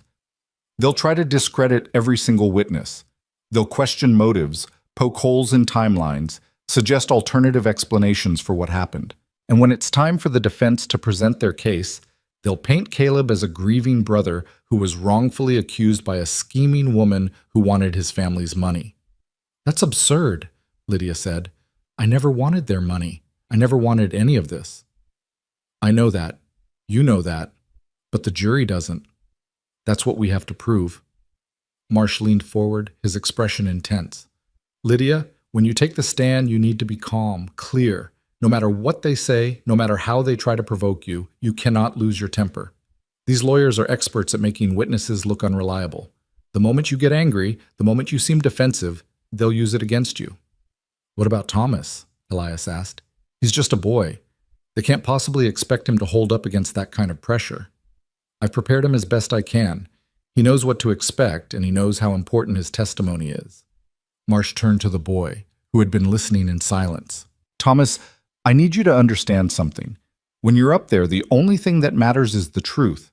Don't try to be clever. Don't try to anticipate what they want you to say. Just answer the questions honestly, as simply as you can. Can you do that? Thomas's jaw tightened, but his voice was steady when he answered. Yes, sir, I can do that. Good. Marsh began gathering his papers. Get some sleep, all of you. Tomorrow, we start fighting. The Yellowstone County Courthouse was an imposing structure of red brick and white columns, designed to convey the authority and permanence of law in a territory that was still more wild than civilized. When Elias and Lydia arrived the next morning with the children, a crowd had already gathered on the steps.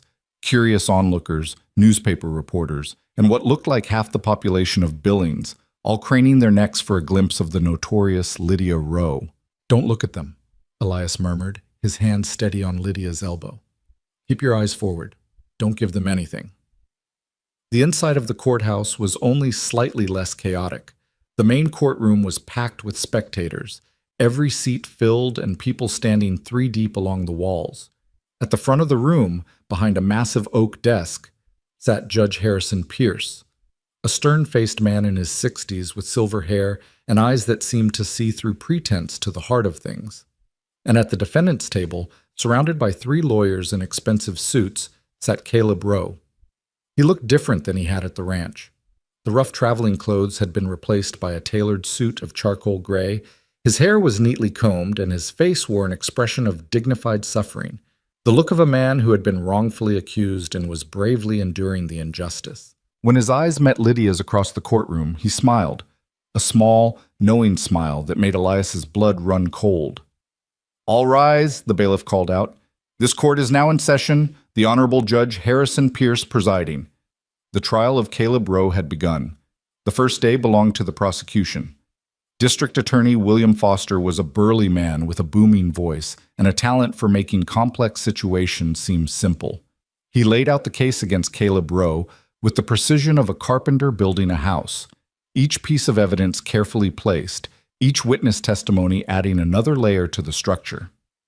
Pastor Gideon Hart was the first to take the stand. The old man looked frail under the harsh lights of the courtroom, but his voice was strong as he recounted what he had witnessed on that terrible day 3 months ago. I was traveling to Helena to visit my sister, he said. My route took me past the place where Samuel and Lydia Rowe had made camp with the children. I stopped to offer my blessings and perhaps share a meal. And what did you see when you arrived? Foster asked. I saw Caleb Rowe and his men. They had surrounded the camp. Samuel was trying to protect his wife and the children, but he was outnumbered. I heard Caleb demanding that Samuel hand over the children, said they were his property now, that Samuel had no right to them. And what happened next? Pastor Hart's voice wavered, but he pressed on. Samuel refused. He said the children weren't property, that they were human beings who deserved to be loved, not sold.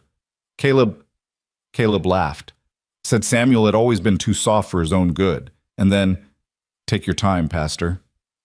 Then he drew his pistol and shot Samuel in the back. Samuel had turned away, turned to shield his wife, and Caleb shot him, just like that, like he was putting down a dog. A murmur swept through the courtroom. Elias watched Caleb's face for any sign of guilt or shame, but the man's expression remained perfectly composed, a mask of polite interest, as if the pastor were describing something that had happened to someone else entirely. What happened after the shooting? Foster continued. There was chaos. Lydia was screaming. The children were crying. One of Caleb's men fired at Lydia, hit her in the shoulder. I think they meant to kill her too, to eliminate all the witnesses. But some of the other men balked at that. Shooting a man is one thing, but shooting a woman and children... The pastor shook his head. There was an argument. In the confusion, Lydia managed to gather the children and flee. I wanted to help, but I was an old man against armed killers. All I could do was watch. And you didn't report this to the authorities? No. The word came out heavy with shame. God forgive me. I was afraid. Caleb Rowe has money, power, influence. I'd seen what he was capable of. I convinced myself that speaking up would only get me killed and wouldn't bring Samuel back anyway. I convinced myself that silence was the smart choice. His eyes found Lydia's across the courtroom. I was wrong. I was a coward, and I've regretted it every day since. The cross-examination was brutal. Caleb's lead attorney, a silver-tongued man named Prescott, approached the witness stand with the easy confidence of a predator circling wounded prey. Pastor Hart, he began smoothly, you say you witnessed my client shoot his brother. Yet you waited 3 months to come forward with this information. 3 months of silence. Why is that? I told you, I was afraid. Afraid. Yes, you mentioned that. But isn't it also true that you have a history of, let's call it imaginative storytelling? Didn't you once claim to have seen angels descending from heaven during a revival meeting in Bozeman? A ripple of laughter went through the crowd, and the pastor's face reddened. That was a religious experience. It has nothing to do with, and isn't it also true that your eyesight has been failing for years? That you've been known to mistake strangers for friends, cattle for horses, and on one memorable occasion, your own barn for the church? My eyes aren't what they used to be, but I know what I saw that day. Do you? Do you really? Prescott leaned in close. Or is it possible that you saw a tragic accident, a confrontation that got out of hand, and your failing eyes and fearful mind transformed it into something more sinister? Isn't it possible that my client was simply defending himself against a brother who had become violent and unstable? No, that's not what happened. But you can't be certain, can you? Not with your eyesight, not with your fear, not with 3 months of silence during which the story could have grown and changed in your memory. I know what I saw. Thank you, Pastor. No further questions. The pastor stepped down from the stand, looking older and more fragile than he had before. Elias caught his eye and nodded slightly, a silent acknowledgement of the courage it had taken to testify, regardless of how the cross-examination had gone. But the damage was done. Prescott had planted doubt, and doubt was all Caleb needed. The second day brought more witnesses. The woman from the trading post, Sheriff Brooks, 2 of the townspeople who had stood against Caleb at the ranch. Each told their story, and each was systematically dismantled by Prescott's relentless questioning. By the time the prosecution rested, the case that had seemed so strong was beginning to show cracks. This is bad, Henry Marsh admitted that night, pacing the sitting room of the boarding house. Prescott is good. Better than I expected. He's not trying to prove Caleb's innocence. He's trying to create enough doubt that the jury can't convict. What do we do? Lydia asked. We stick to the plan. Tomorrow, you take the stand. You tell your story, everything that happened, from the moment you met Samuel to the moment you found shelter at Elias's ranch. You make them see you as a person, not as the scheming villain Caleb's lawyers have been painting. And then, he hesitated. And then what? And then Thomas testifies. He's our strongest witness, a child who saw everything, who has no reason to lie. If anyone can convince that jury of what really happened, it's him. He's just a boy, Elias said. Prescott will tear him apart. Maybe. Or maybe Thomas will surprise us all. Marsh stopped pacing and turned to face them.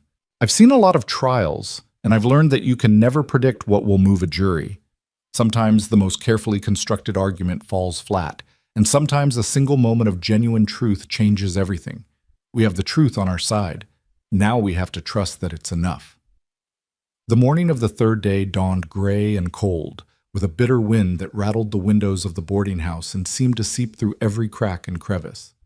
Lydia dressed carefully in her best dress, a simple blue cotton that had been mended so many times the original fabric was barely visible, and spent long minutes in front of the mirror, trying to make herself look respectable without looking like she was trying too hard. "You're beautiful," Elias said from the doorway. She turned, her face pale with nerves.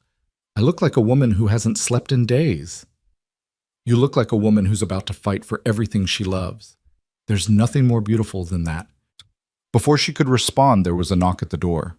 It was Thomas, already dressed and ready, his young face set with determination. "It's time," he said. The courtroom was even more packed than it had been the previous days. Word had spread that Lydia Rowe herself would be testifying, and it seemed like half of Billings had turned out to watch. Elias found seats for the younger children near the back, where Mrs. Patterson had agreed to watch over them, and then made his way to the front row, directly behind the prosecution's table. He wanted Lydia to be able to see him when she looked up. He wanted her to know she wasn't alone. The prosecution calls Lydia Rowe to the stand. The walk from her seat to the witness stand felt like miles. Lydia could feel every eye in the room on her, could hear the whispers that followed in her wake. "Is that her? She doesn't look like a murderess. I heard she killed him for his money. I heard she seduced him away from his family, and it took every ounce of willpower she possessed to keep her head high and her steps steady." The bailiff held out a Bible. "Do you swear to tell the truth, the whole truth, and nothing but the truth? So help you God?" "I do." "Please state your name for the record." "Lydia Ann Rowe." District Attorney Foster rose from his seat, his expression kind and encouraging. "Mrs. Rowe, I know this is difficult. Please take your time and tell us, in your own words, how you came to be fleeing across Montana with 7 children and a bullet wound in your shoulder." Lydia took a deep breath, and then she began to speak. She told them about meeting Samuel at a church social in Virginia, how he had been kind and gentle, so different from the other young men who saw women as property to be acquired rather than people to be loved. She told them about their wedding, about their dreams of starting a family, about the heartbreak of realizing that children might never come. "Samuel couldn't accept it," she said, her voice steady despite the tears that threatened. "He believed that family was about love, not blood. That's why when we started finding the orphans, children who had been abandoned, abused, left to die, he insisted we take them in, every single one." "How many children did you take in?" 7, eventually. Thomas was the first. We found him by the side of the road, half dead from cholera.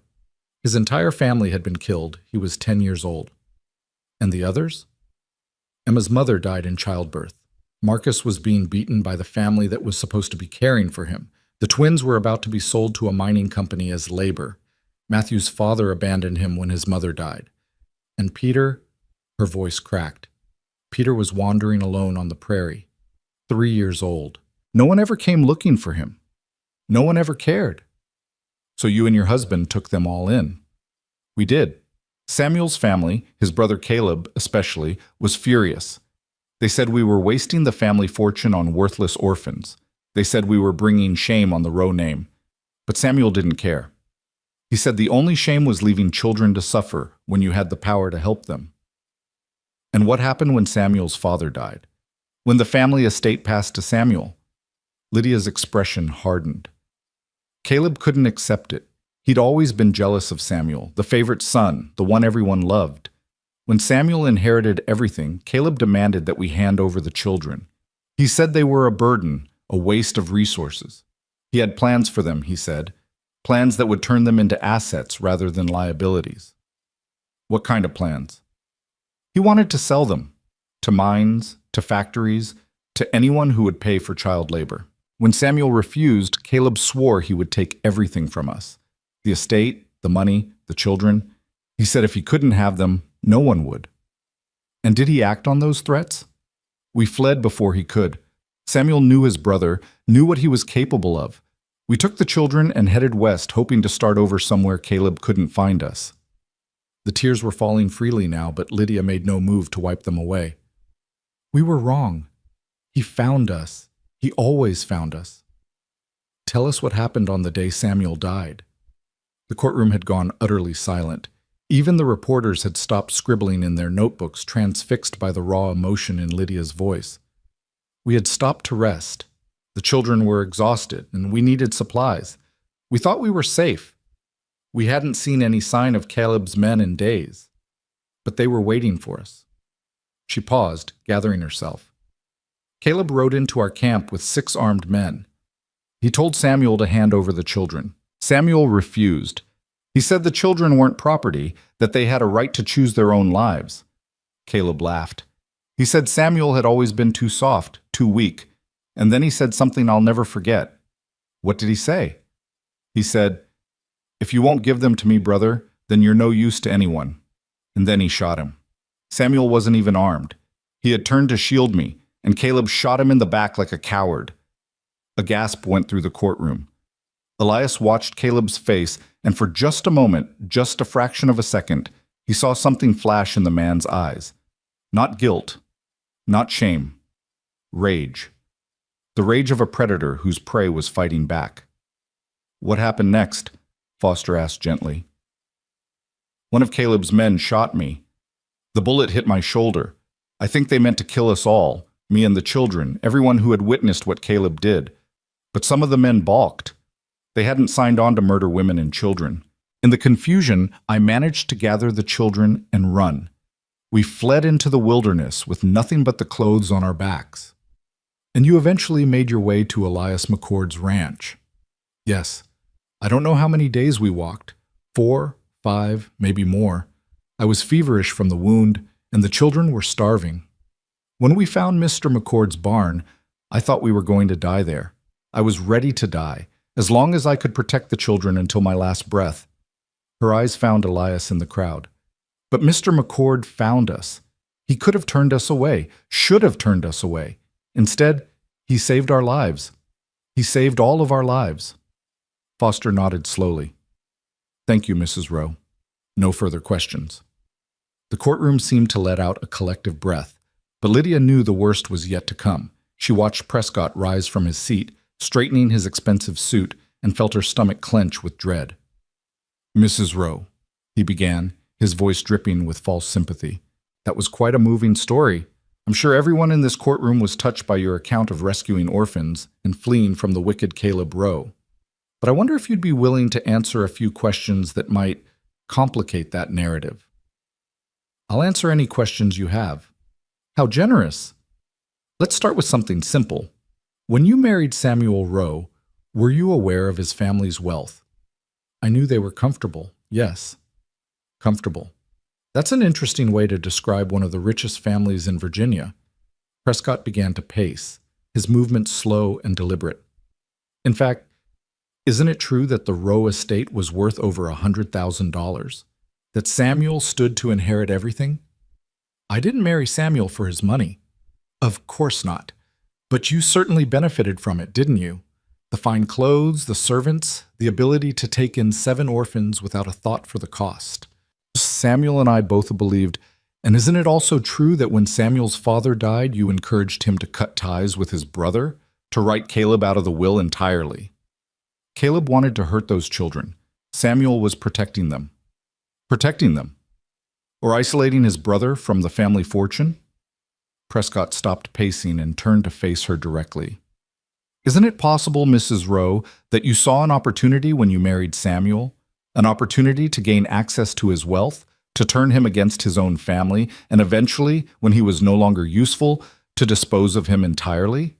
That's not true, isn't it? You admit that you and your husband were in conflict with Caleb Rowe. You admit that you fled with the children and the family's money. And you claim that Caleb murdered Samuel. But isn't it convenient that the only witnesses to this alleged murder are yourself and 7 children who have every reason to tell whatever story you've taught them?" "I haven't taught them anything. They saw what happened." "Did they? Or did they see what you wanted them to see?" Prescott's voice had taken on a sharp edge. "Let me paint a different picture for the jury, Mrs. Rowe. Let me suggest that you and your husband had a falling out, perhaps over money, perhaps over the children, perhaps over something else entirely. Let me suggest that in a moment of anger, you shot your husband and then fled, taking the children as shields and telling anyone who would listen that Caleb Rowe was to blame." "That's a lie." "Is it? Then explain to me why you ran. If Caleb murdered your husband in cold blood, why not go to the authorities? Why not report the crime and trust the law to deliver justice? Because the law believed Caleb, because he had money and influence, and he'd already put a bounty on my head for a murder I didn't commit, or because you knew that any investigation would reveal the truth, that you, not Caleb, were responsible for Samuel's death." Lydia was shaking now, her composure finally cracking under the relentless assault. I loved my husband. I would never— No further questions. The silence that followed was deafening. Lydia sat frozen in the witness stand, tears streaming down her face, her hands gripping the wooden rail so tightly her knuckles had gone white. In the gallery, Elias was half out of his seat, restrained only by Henry Marsh's hand on his arm. "The witness may step down," Judge Pierce said, his expression unreadable. Lydia walked back to her seat on legs that felt like they might give out at any moment. As she passed Caleb's table, she heard him whisper, so quiet that only she could hear, "I told you I would destroy you." She didn't respond. She couldn't. All she could do was keep walking, keep breathing, keep hoping that somehow, impossibly, the truth would still be enough. The afternoon session began with Thomas. He looked impossibly young as he walked to the witness stand, a 13-year-old boy in clothes that didn't quite fit, his dark hair combed back from a face that was too thin and too serious for someone his age. But his eyes were steady as he placed his hand on the Bible, and his voice didn't waver as he swore to tell the truth. "Thomas," Foster began gently, "I know this is difficult. Can you tell us, in your own words, what you remember about the day Samuel Rowe died?" The boy was silent for a moment, his eyes fixed on something far away. When he spoke, his voice was quiet but clear. "We had been traveling for weeks. Mrs. Rowe, I mean. She always said we were going somewhere safe, somewhere Caleb couldn't find us. But I could tell she was scared. Mr. Samuel was scared too, even though he tried not to show it. And what happened when Caleb Rowe arrived? We heard horses first. A lot of them. Mr. Samuel told us all to stay behind him, me and the other children. He told Mrs. Lydia to be ready to run if things went bad." Thomas paused, his jaw tightening. Caleb rode into camp like he owned the place. He had men with him, 6 of them, all armed. He told Mr. Samuel to hand over the children, said we belonged to him now. What did Samuel say? He said no. He said we weren't property, that we had the right to choose our own lives. Caleb laughed. He called Mr. Samuel weak, soft. He said— Thomas's voice wavered for the first time. He said if Mr. Samuel couldn't be useful, there was no point keeping him around. And then? Mr. Samuel turned to make sure Mrs. Lydia was behind him. He was trying to protect her, and that's when Caleb shot him. In the back. Mr. Samuel didn't even have a gun. The courtroom was utterly silent. Even Prescott, who had been so confident during Lydia's cross-examination, seemed momentarily taken aback by the raw honesty in the boy's voice. What happened after the shooting? Foster asked. Everything went crazy. Mrs. Lydia screamed. One of Caleb's men shot at her, hit her in the shoulder. There was a lot of yelling. Some of Caleb's men didn't want to kill women and children, and they started arguing. Mrs. Lydia grabbed my hand and told me to get the others. So I did. I got everyone together and we ran. You ran? Yes, sir. We ran for a long time, days maybe. Mrs. Lydia was hurt bad, but she wouldn't stop. She said we had to keep moving, that Caleb would be coming. She was right. He's been coming for us ever since. Foster nodded slowly. Thank you, Thomas. No further questions. Prescott rose, his expression carefully neutral, but Elias could see something behind that mask. Uncertainty, perhaps. Wariness. Even a man like Prescott knew there were lines that shouldn't be crossed, and attacking a child witness was dangerously close to one of them. Thomas, he began, his voice noticeably softer than it had been with Lydia. You've been through a lot. Everyone in this courtroom can see that, but I need to ask you some questions that might be difficult. Do you understand? Yes, sir. Good. Now you say you saw my client shoot Samuel Rowe, but you also admit that things were chaotic, people yelling, horses moving, dust everywhere. Isn't it possible that in all that confusion, you might have been mistaken about what you saw? No, sir. No? You sound very certain. I am certain. Thomas's voice was steady, his eyes meeting Prescott's without flinching. I was standing right behind Mr. Samuel. I saw everything. Mr. Caleb raised his gun and pointed it at Mr. Samuel's back. He pulled the trigger. I saw the bullet hit. I saw Mr. Samuel fall. But you were frightened, weren't you? And frightened children sometimes see things that aren't really there. I was frightened, Thomas agreed. But I wasn't imagining things. I know what I saw, and what I saw was murder. Prescott's expression tightened almost imperceptibly. You've been living with Mrs. Rowe for months now, first on the road, then at the McCord Ranch.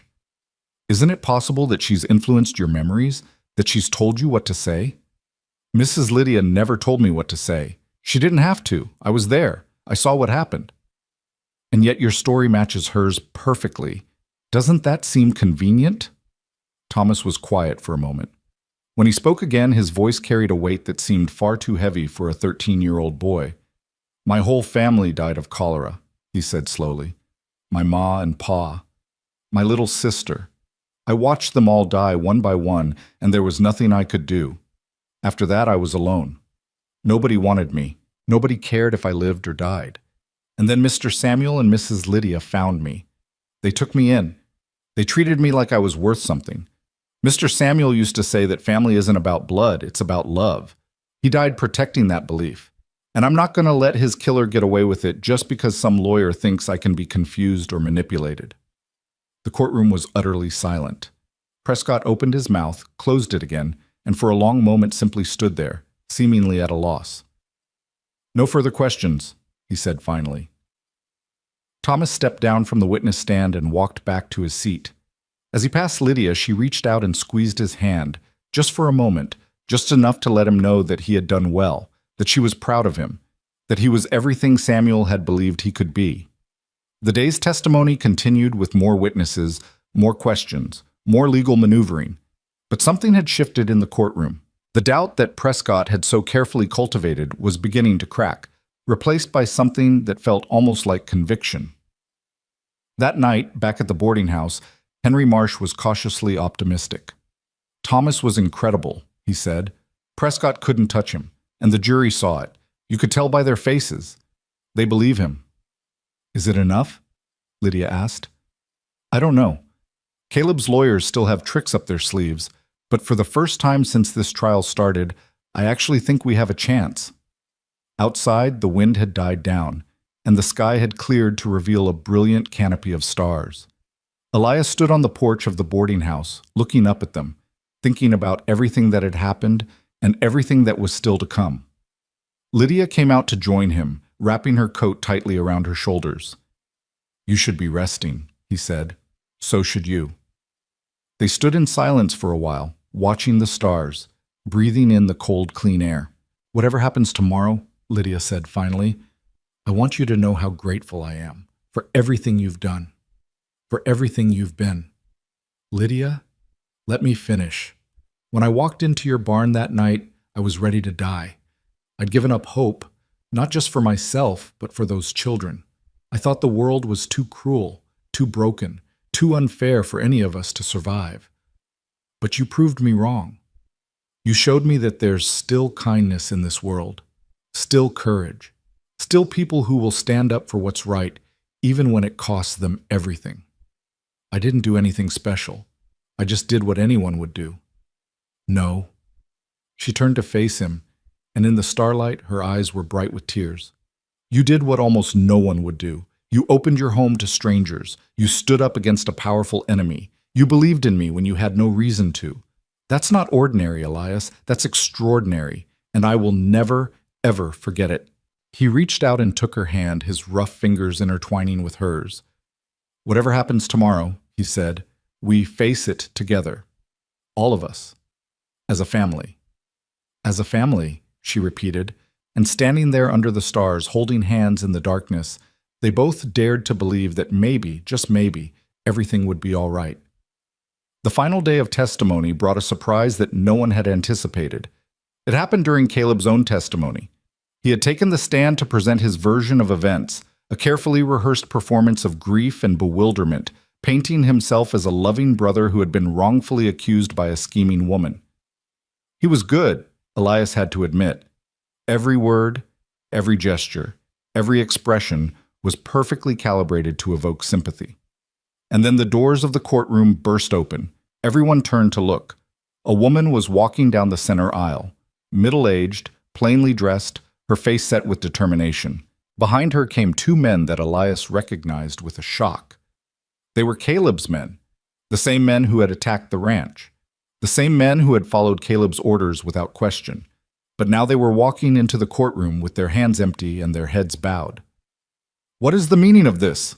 Judge Pierce demanded. The woman stepped forward. "Your Honor, my name is Martha Simmons. I was Caleb Rowe's housekeeper for 15 years, and I have evidence that will prove beyond any doubt that this man murdered his brother." The courtroom erupted into chaos. Prescott was on his feet, objecting strenuously. Caleb's face had gone pale, his composure finally cracking.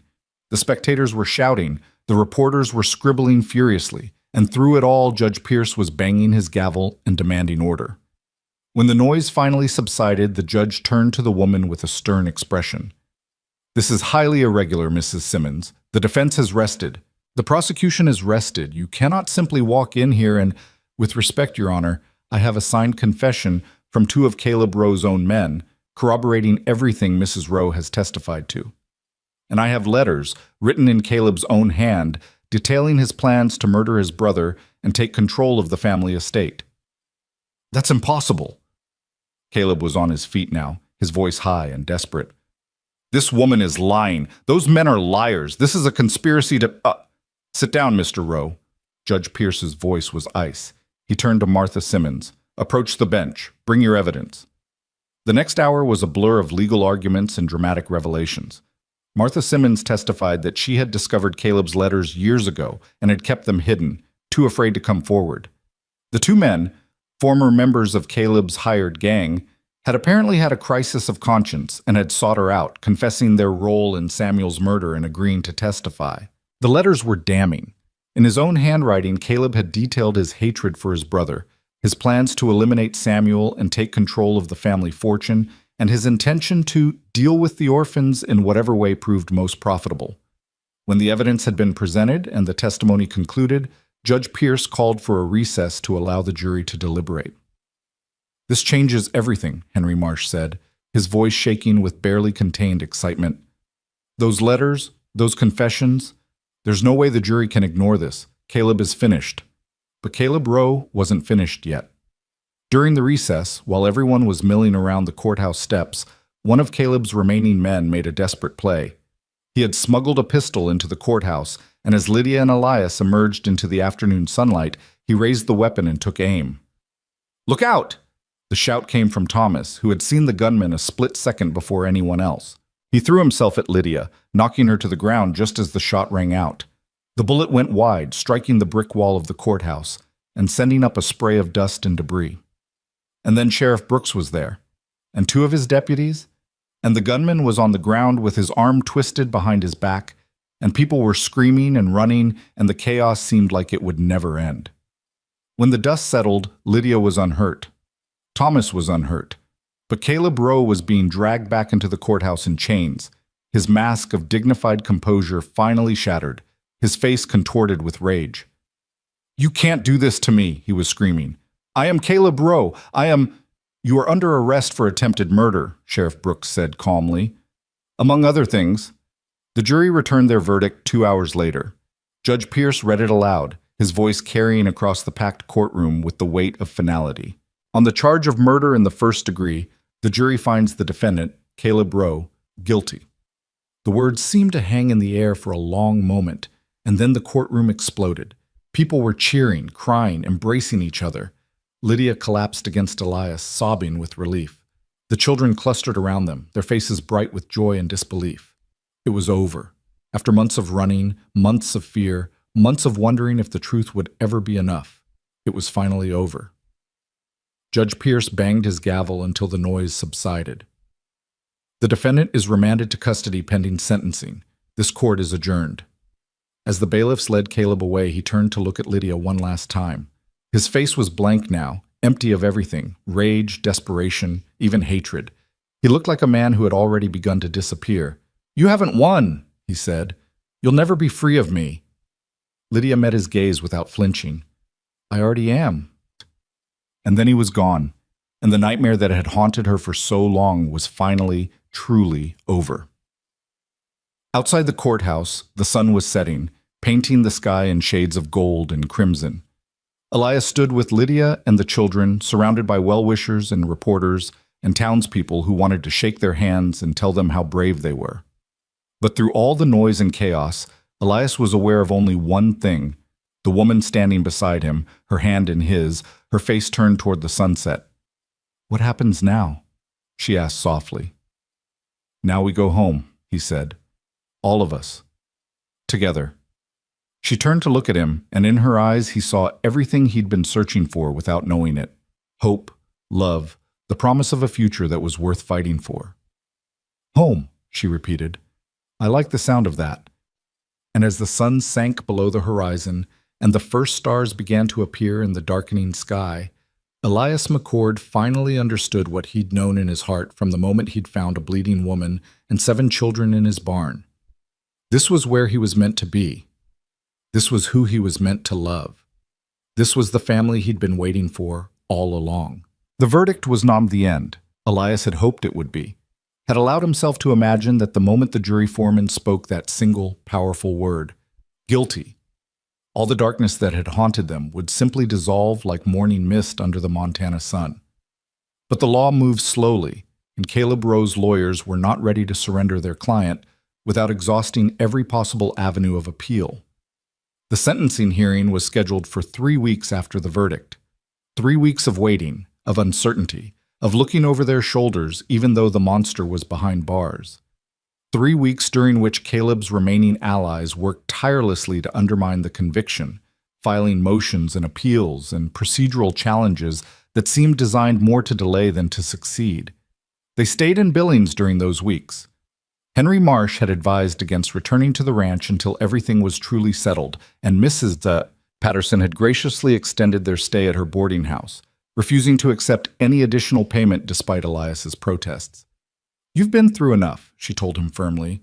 "The least I can do is provide a roof over your heads while those vultures in their fancy suits try to find a way to set that devil free." The children adapted to their temporary home with the resilience that continued to amaze Elias. Thomas had taken to helping Mrs. Patterson with chores around the boarding house, his natural competence making him invaluable within days. The twins had discovered a passion for cooking and spent hours in the kitchen, learning recipes that Mrs. Patterson had inherited from her grandmother.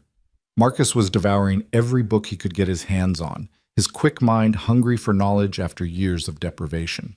Matthew practiced his letters and numbers with an intensity that suggested he understood, even at his young age, that education was a key to a future he'd never dared to imagine.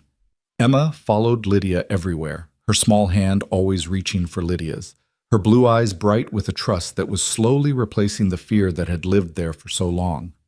And little Peter, though still plagued by nightmares and unable to speak of whatever horrors lay in his past, had begun to laugh again, a sound so pure and unexpected that it brought tears to Lydia's eyes the first time she heard it. But for all the progress, for all the moments of joy and hope, the shadow of the upcoming sentencing hearing hung over them like a storm cloud that refused to break. "What if they overturn the verdict?" Lydia asked one night after the children had gone to bed. She and Elias were sitting in the boarding house parlor, the fire crackling in the hearth, the winter wind howling outside. "What if Caleb's lawyers find some technicality, some loophole? What if he goes free?" "He won't go free. You can't know that. I know that 12 people heard the evidence and decided he was guilty of murder. I know that Judge Pierce isn't the kind of man who can be bought or intimidated. And I know that even if something goes wrong with the sentencing, Caleb still tried to have you killed in broad daylight in front of 100 witnesses. There's no walking away from that." Lydia was quiet for a long moment, her eyes fixed on the dancing flames. "I keep dreaming about him," she admitted. "About Samuel. Sometimes he's alive, and we're back in Virginia, and everything is the way it was before. But then I wake up and remember that he's gone, that I'll never see him again, and it feels like losing him all over." Elias didn't know what to say to that. He understood grief, understood it intimately, but he also knew that there were no words that could truly comfort someone in the depths of it. So instead of speaking, he simply reached out and took her hand, holding it gently in his own. "I loved him," Lydia continued, her voice barely above a whisper. "Not the way Not the way I've come to feel about you. But I loved him. He was kind and good, and he believed in things that most people have forgotten how to believe in. He deserved better than what he got. He got you, Elias said quietly. He got those children. He got a wife who was willing to fight for everything he believed in, even after he was gone. I think he would have said that was more than enough. Lydia turned to look at him, and in the firelight, her eyes were bright with unshed tears. How do you do that? How do you always know exactly what to say? I don't. Most of the time I'm just stumbling along, hoping I don't make things worse. You never make things worse. You only ever make them better. Before he could respond, she leaned in and pressed her lips to his. A kiss that was gentle and tentative and full of questions she wasn't ready to ask out loud. Elias's heart stuttered in his chest, and for a moment he forgot how to breathe, forgot everything except the warmth of her mouth against his and the feeling that something momentous was happening, something that would change the course of both their lives. When she pulled back, her cheeks were flushed and her eyes were uncertain. I'm sorry, she started. I shouldn't have... Don't apologize. His voice was rough with emotion. Don't ever apologize for that. I needed you to know. Before the hearing, before whatever happens next. I needed you to know that you're not just a friend or a protector or a place of refuge. You're everything, Elias. You're everything I never knew I was looking for. He reached up and cupped her face in his hands, his thumbs brushing away the tears that had begun to fall. When this is over, he said, when Caleb has faced whatever justice awaits him and the children are safe and the law has nothing more to say about any of it, I'm going to ask you something important, and I hope with everything in me that you'll say yes. Lydia's breath caught. Elias? Not now, not tonight, but soon. He pressed his forehead to hers, breathing her in. Soon. They sat like that for a long time, holding each other in the firelight, two wounded souls finding their way toward something that felt almost like healing. The morning of the sentencing hearing dawned clear and cold. The sky was a brilliant, cloudless blue, the kind of Montana sky that seemed to stretch on forever, mocking the petty concerns of the humans who lived beneath it. Elias dressed in his best suit, the one he'd worn to Margaret's funeral, and helped the children into their own formal clothes. They were all going to the courthouse today. All of them. Marsh had thought it important for the judge to see the family that Caleb had tried to destroy. Are you nervous? Thomas asked as they walked through the streets of Billings toward the courthouse. A little, Elias admitted. Are you? I keep thinking about what you said, about how the truth will be enough. The boy was quiet for a moment. Do you really believe that? I believe that we've done everything we can. I believe that good people have stood up against evil, and I believe that whatever happens today, we'll face it together. Elias put a hand on the boy's shoulder. That's not nothing, Thomas. That's not nothing at all. The courthouse was less crowded than it had been during the trial. Most of the curious onlookers had lost interest once the verdict was delivered, and now only the true stakeholders remained. Lydia and Elias and the children, Henry Marsh and his assistants, Sheriff Brooks and his deputies, and a handful of reporters who sensed that today's hearing might provide material for one final story. And at the defendant's table, flanked by armed guards, sat Caleb Rowe. He looked different than he had during the trial. The expensive suit had been replaced by prison grays, and his carefully groomed appearance had given way to a gauntness that spoke of sleepless nights and dwindling hope. But his eyes, those cold, calculating eyes, hadn't changed at all. When his gaze found Lydia's across the courtroom, the hatred in them was as raw and undiluted as ever. All rise. Judge Pierce entered and took his seat behind the bench. He looked tired, Elias thought, tired and old and burdened by the weight of the decision he was about to render. This court is now in session for the sentencing of Caleb Jonathan Rowe, convicted of murder in the first degree and an attempted murder. The judge's voice was heavy with formality. Before I pronounce sentence, the defendant has the right to make a statement. Mr. Rowe, do you wish to address the court? For a long moment, Caleb didn't move. Then, slowly, he rose to his feet. His chains clinked in the silence. Your Honor, he began, and his voice was different too, softer, more measured, stripped of the arrogance that had characterized him throughout the trial. I want the court to know that I accept responsibility for my actions. I was angry, and I was jealous, and I let those feelings drive me to do something unforgivable.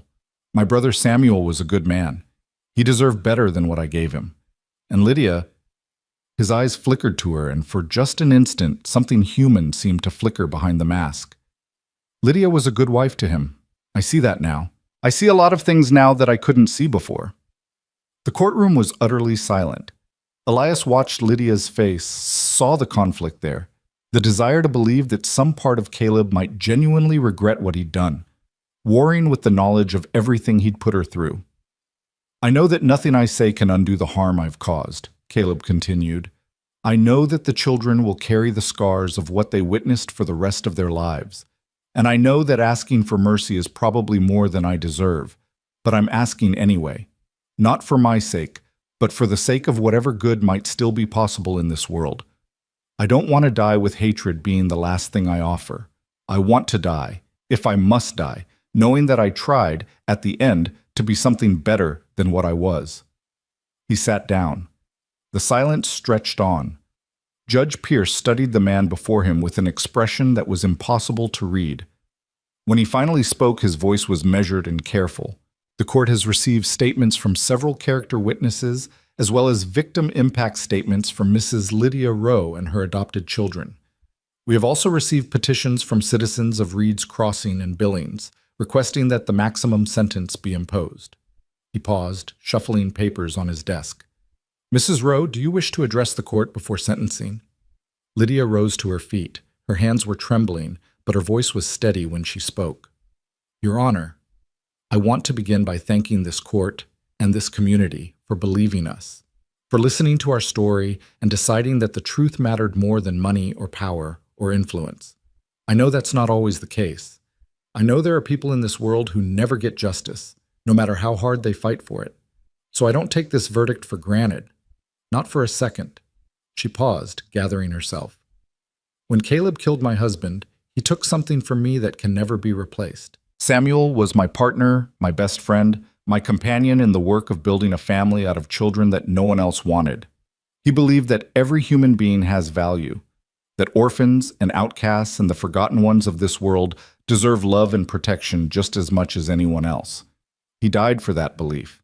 And I have to live with knowing that his last moments were filled with fear and pain, that he was shot in the back by his own brother while trying to protect the people he loved.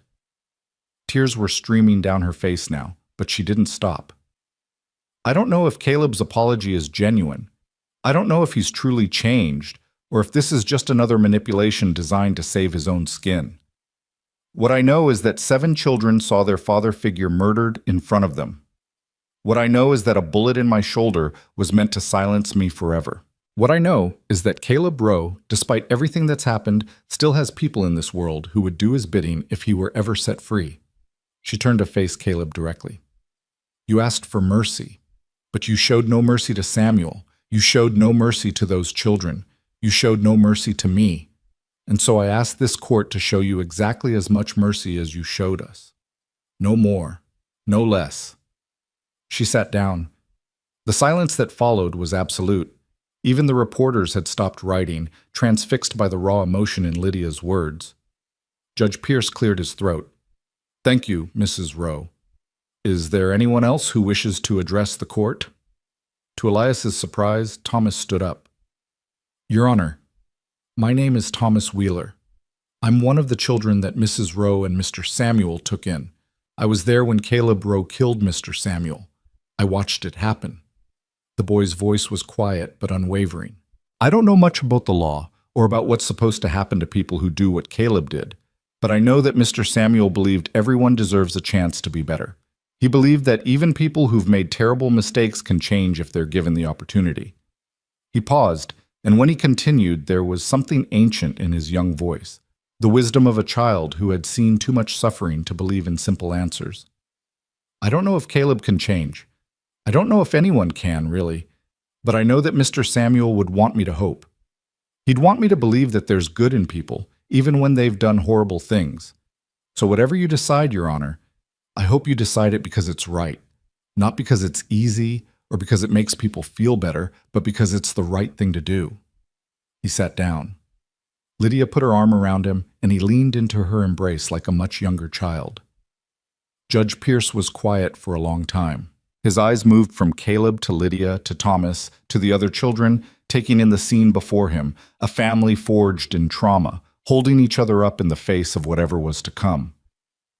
"This case," he said finally, "has been one of the most difficult of my career. Not because the facts were unclear, they were not. Not because the law was ambiguous, it was not. But because it has forced me to reckon with questions that have no easy answers, questions about justice and mercy, questions about what we owe to the victims of terrible crimes, and what we owe to ourselves as a society that aspires to be better than the darkness it confronts." He turned to face Caleb directly. "Mr. Rowe, you stand convicted of murder in the first degree. You shot your own brother in the back, in cold blood, in front of children who had already suffered more than any child should ever have to suffer.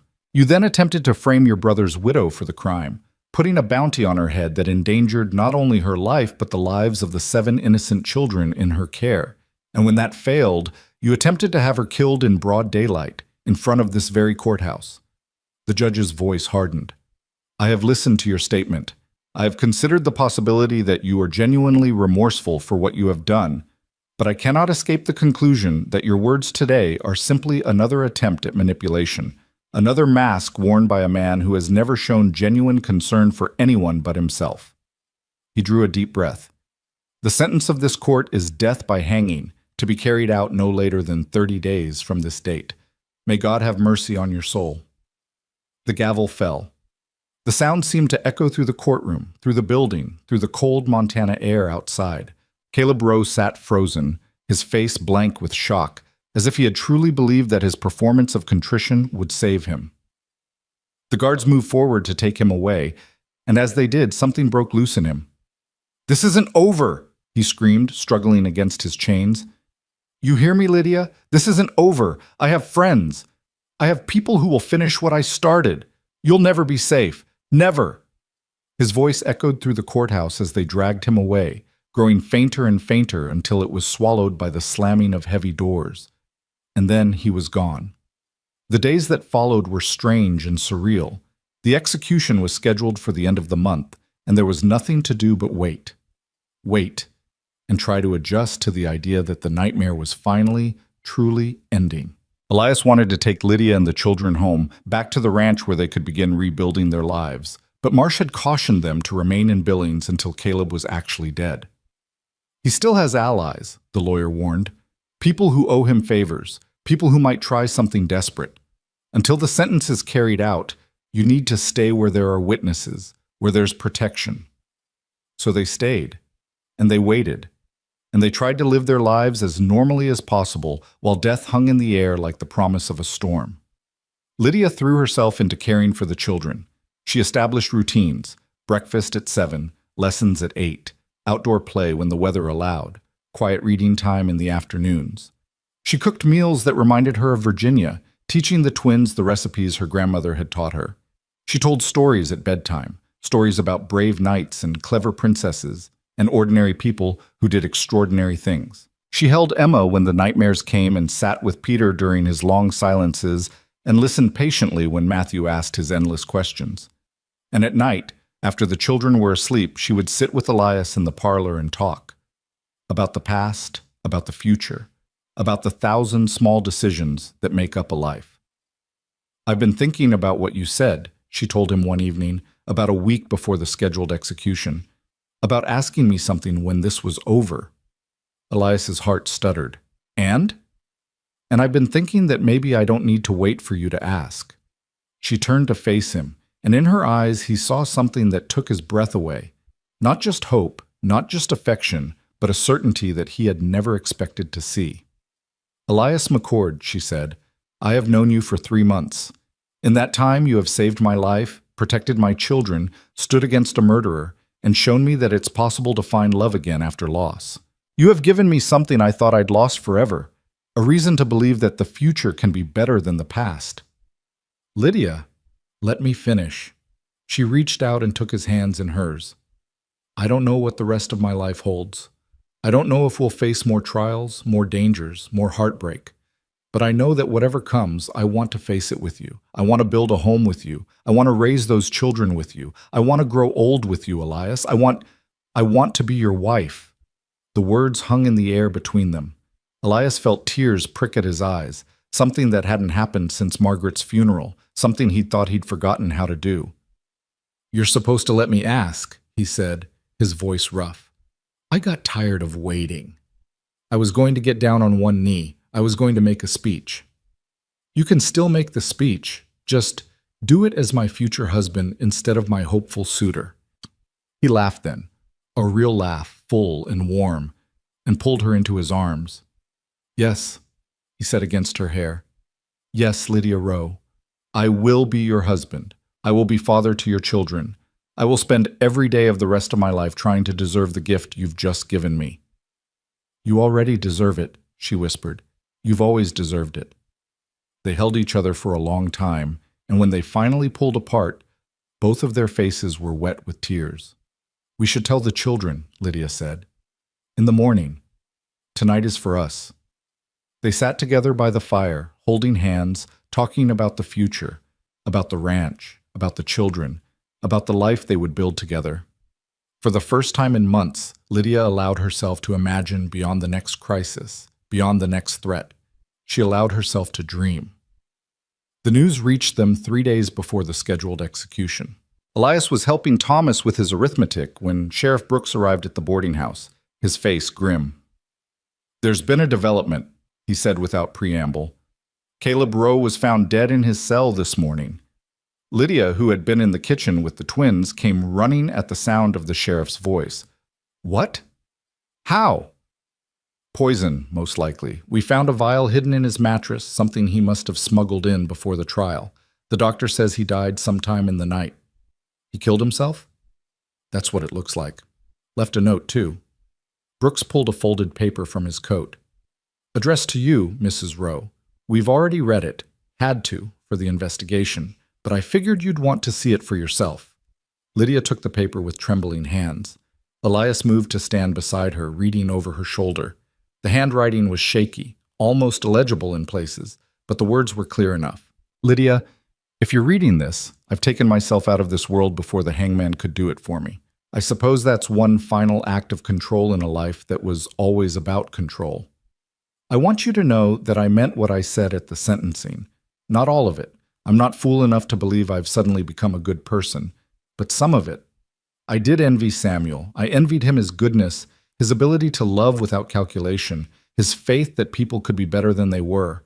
I hated him for it, and I killed him for it, and I'll carry that sin into whatever comes next. But I don't want to die with hatred being the last thing I offer. So here's the truth, Lydia. You were the best thing that ever happened to my brother. You made him happy in a way I never understood and could never achieve. The children, those orphans you both took in, they were proof that love is more powerful than blood, more binding than law, more real than any of the things I spent my life chasing. I can't undo what I've done. I can't bring Samuel back or heal the wounds I've inflicted. But I can give you one final gift. Peace. I have destroyed all records of my claims against you and the children. I have withdrawn all pending legal actions, and I have instructed my lawyers to transfer the remainder of the Rowe estate, whatever Caleb's portion would have been, to you and your family. It won't balance the scales. Nothing could. But perhaps it will help you build the life that Samuel wanted for all of you. Tell the children I'm sorry. Tell Thomas that his testimony at the trial was the most courageous thing I've ever witnessed. Tell them all that even at the end, even in the darkest part of my soul, I recognized what they were. Not orphans, not property, not burdens, but miracles. Every single one of them. Caleb Jonathan Rowe. Lydia's hands were shaking so badly that the paper nearly fell. Elias took it from her gently and set it aside, then gathered her into his arms. It's over, he said. It's really over. I don't know what to feel, she whispered. I wanted him to face justice. I wanted him to hang for what he did.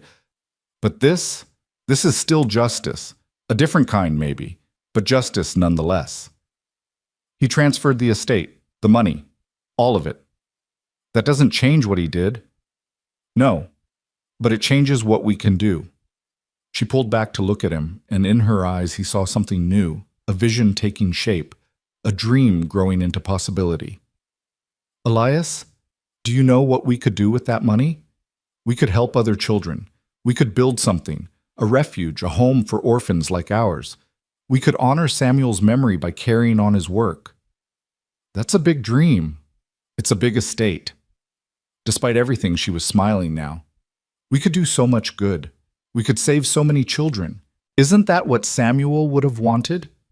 Elias looked at her, this woman who had lost so much, suffered so much, fought so hard, and felt his heart swell with an emotion he couldn't name. Yes, he said, I think that's exactly what Samuel would have wanted. The funeral was small and private. Not Caleb's funeral.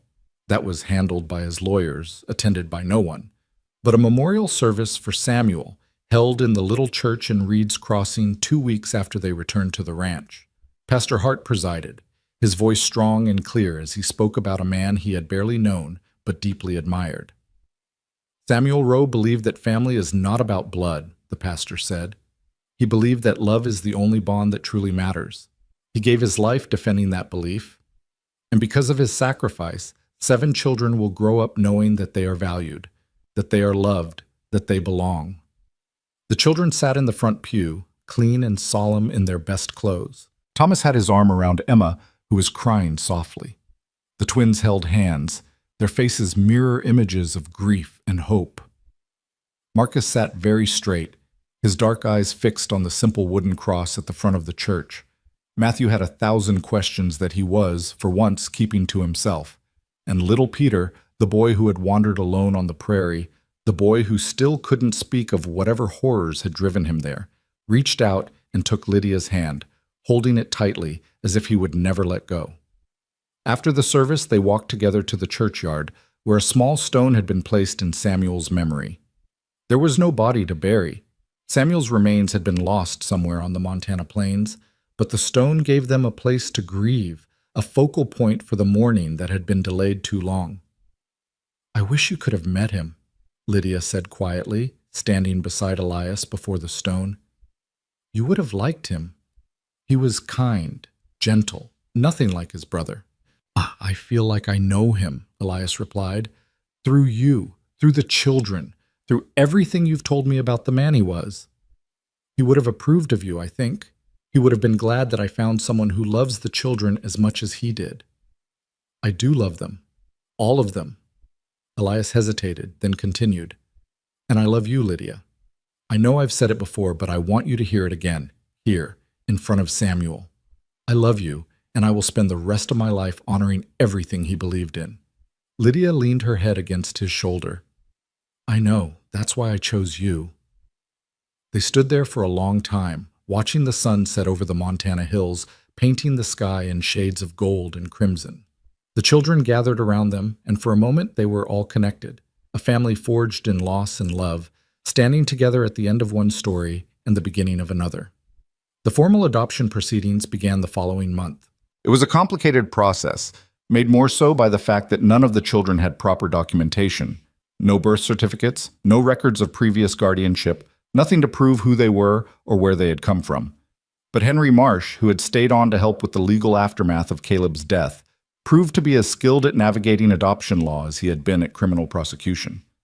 The territory is sympathetic, he reported after a meeting with the judge who would be handling the case. Everyone's heard the story. The newspapers have made you famous, the woman who stood up to a murderer, the rancher who gave refuge to orphans, the children who testified to bring a killer to justice. Judge Warren has indicated that he's inclined to approve the adoption with minimal obstacles. All 6 of them? Lydia asked. All 6, Marsh smiled. Though technically, Thomas is old enough to be considered an adult by some standards. The judge has suggested that rather than a formal adoption, you might consider appointing him as a legal ward until he comes of age. It would give him more autonomy while still keeping him under your protection. What does Thomas want? I want to stay, Thomas said. He had been listening from the doorway, and now he stepped into the room with the quiet confidence that had characterized him from the beginning. I want to be part of this family. I don't care what the legal terms are. Ward, adopted son, whatever, as long as I'm here, as long as I belong. Lydia crossed the room and took his hands in hers. You'll always belong, Thomas, no matter what any piece of paper says. The adoption was finalized on a clear spring day, with the snow finally beginning to melt and the first hints of green appearing on the hillsides. Judge Warren signed the documents in his chambers, officially making Emma, Marcus, Rachel, Rebecca, Matthew, and Peter the legal children of Lydia Rowe McCord and Elias McCord. Thomas, as agreed, became their ward, though in every way that mattered, he was their son too. Congratulations, the judge said, shaking their hands. You've got quite a family there. We do, Elias agreed. The best family in Montana. That evening, they celebrated with a dinner that Mrs. Patterson insisted on preparing, even though they'd been back at the ranch for weeks. She arrived with baskets of food and a warmth that had become familiar, and soon the cabin was filled with noise and laughter and the kind of joyful chaos that had become the soundtrack of their lives. A toast, Pastor Hart said, raising his glass of apple cider. Elias had no alcohol in the house, not with children present. To the McCord family, to the triumph of love over darkness, and to the future that lies ahead, may it be brighter than any of us can imagine. To the McCord family, everyone echoed. And sitting around that crowded table, surrounded by the people he loved, Elias McCord felt something he hadn't felt in years. Not since Margaret's death, not since he'd given up on life and retreated into his grief. He felt grateful. Grateful for the storm that had driven a wounded woman and 7 children into his barn. Grateful for the courage that had allowed him to help them. Grateful for the battle they had fought together, the victory they had won, and the family they had become. For the first time in years, Lydia slept without fear. She hadn't even realized how much fear had been woven into her dreams until it was gone. But that night, after the celebration had ended and the children were asleep and she lay in Elias's arms in the darkness of their bedroom, she felt something loosen inside her, a knot that had been tied so long she'd forgotten what it was like to breathe without it. "What are you thinking about?" Elias murmured, his voice drowsy with approaching sleep. "I'm thinking about how strange it is. To be happy, to feel safe, to know that tomorrow will come, and the day after that, and the day after that, and none of them will bring danger or fear or the shadow of Caleb Rowe. You deserve to feel safe. You've earned it. So have you. So have the children." She nestled closer to him, feeling his warmth, his solidity, his presence. "I never thought I'd have this again. After Samuel died, I thought my life was over. I thought I'd spend whatever time I had left just surviving, just keeping the children alive until they were old enough to take care of themselves. And now? Now I want to live. Really live. I want to watch those children grow up. I want to build that refuge for orphans we talked about. I want to grow old with you, Elias. I want everything." He pressed a kiss to her forehead. "Then we'll have everything. Together." She fell asleep in his arms, and for the first time in longer than she could remember, her dreams were filled with light. The wedding was held at the ranch beneath the cottonwood trees that Margaret McCord had planted in the first year of her marriage to Elias. It was a simple ceremony, just the family, Pastor Hart, Sheriff Brooks, and his wife, Mrs. Patterson, Miss Prudence Walker, who had become an unexpected ally, and a handful of townspeople who had become friends during the long months of trials and tribulations. Lydia wore a dress of pale blue cotton, new, not mended, and carried wildflowers that the children had gathered from the hillsides. Elias wore the suit he'd worn to Margaret's funeral, though this time it felt different. This time it felt like hope instead of grief. The vows they exchanged were traditional, but the words that Pastor Hart spoke before them were unique to this moment, this family, this story. "Marriage," the pastor said, "is more than a contract between two people. It is a promise to build something together, a home, a family, a life. Lydia and Elias have already built that life, forged in the fires of adversity and strengthened by the love they share for each other and for the children who stand here with them today. What we do now is simply give a name to what already exists. We call it marriage. We call it family. We call it love. When Elias kissed his bride beneath the cottonwood trees, with the Montana wind rustling the leaves and 7 children cheering around them, he felt Margaret's presence, not as a ghost, not as a grief, but as a blessing, a benediction from beyond, a whispered assurance that he was not betraying her memory by loving again, but honoring it. And when Lydia looked into his eyes and whispered, "I love you," he knew that the long journey was finally over. They had found their way home. The first spring on the ranch as a family arrived like a promise fulfilled. The snow melted slowly, reluctantly, as if winter itself was loath to release its grip on the Montana landscape. But bit by bit, day by day, the white blanket receded, revealing the brown earth beneath. And then, almost magically, the first hints of green began to appear. Tiny shoots pushed through the soil. Buds swelled on the cottonwood branches. The creek that ran along the eastern edge of the property, frozen solid for months, began to murmur and gurgle as the ice broke apart and the water remembered how to flow. And with the spring came new life in every sense of the word. Lydia stood on the porch of the cabin, their cabin now, hers and Elias's and the children's, watching the sun rise over the Beartooth Mountains. The light caught the peaks and turned them gold, then pink, then a brilliant white that made her eyes water. She had seen 100 sunrises in her life, maybe 1,000, but none of them had ever looked like this. None of them had ever felt like hope made visible. "You're up early." She turned to find Elias behind her, 2 cups of coffee in his hands, his hair still sleep-tousled and his eyes soft with the particular tenderness he reserved for early mornings. "Couldn't sleep," she admitted, taking one of the cups. "Too much to think about." "Good thoughts or bad thoughts?" "Good thoughts. All good thoughts." She took a sip of the coffee, strong and bitter the way he always made it, and leaned against his shoulder. "I was thinking about Samuel, about how much he would have loved this. The ranch, the children, the life we're building. He had such dreams, Elias, such beautiful dreams about what was possible. We're living those dreams now. That's not nothing." "I know. I just wish he could see it." She was quiet for a moment, watching a hawk circle lazily overhead. "Do you think he can? Wherever he is? Do you think he knows?" "I think—" Elias paused, considering. "I think that the people we love never really leave us. They live on in the things we do, the choices we make, the love we carry forward. Samuel lives in those children. He lives in the refuge we're building. He lives in the way you smile when you watch Emma chase butterflies or hear Peter laugh. Maybe he can't see it the way we see it, but I think he knows. Somehow, I think he knows." Lydia blinked back tears. "When did you become so wise?" "Probably around the time a half-frozen woman pointed a gun at me in my own barn." She laughed, a real laugh, full and warm, and the sound seemed to carry across the valley, mixing with the birdsong and the whisper of the wind through the new grass. "I love you," she said. "I love you too." He pressed a kiss to her temple. "Now come inside.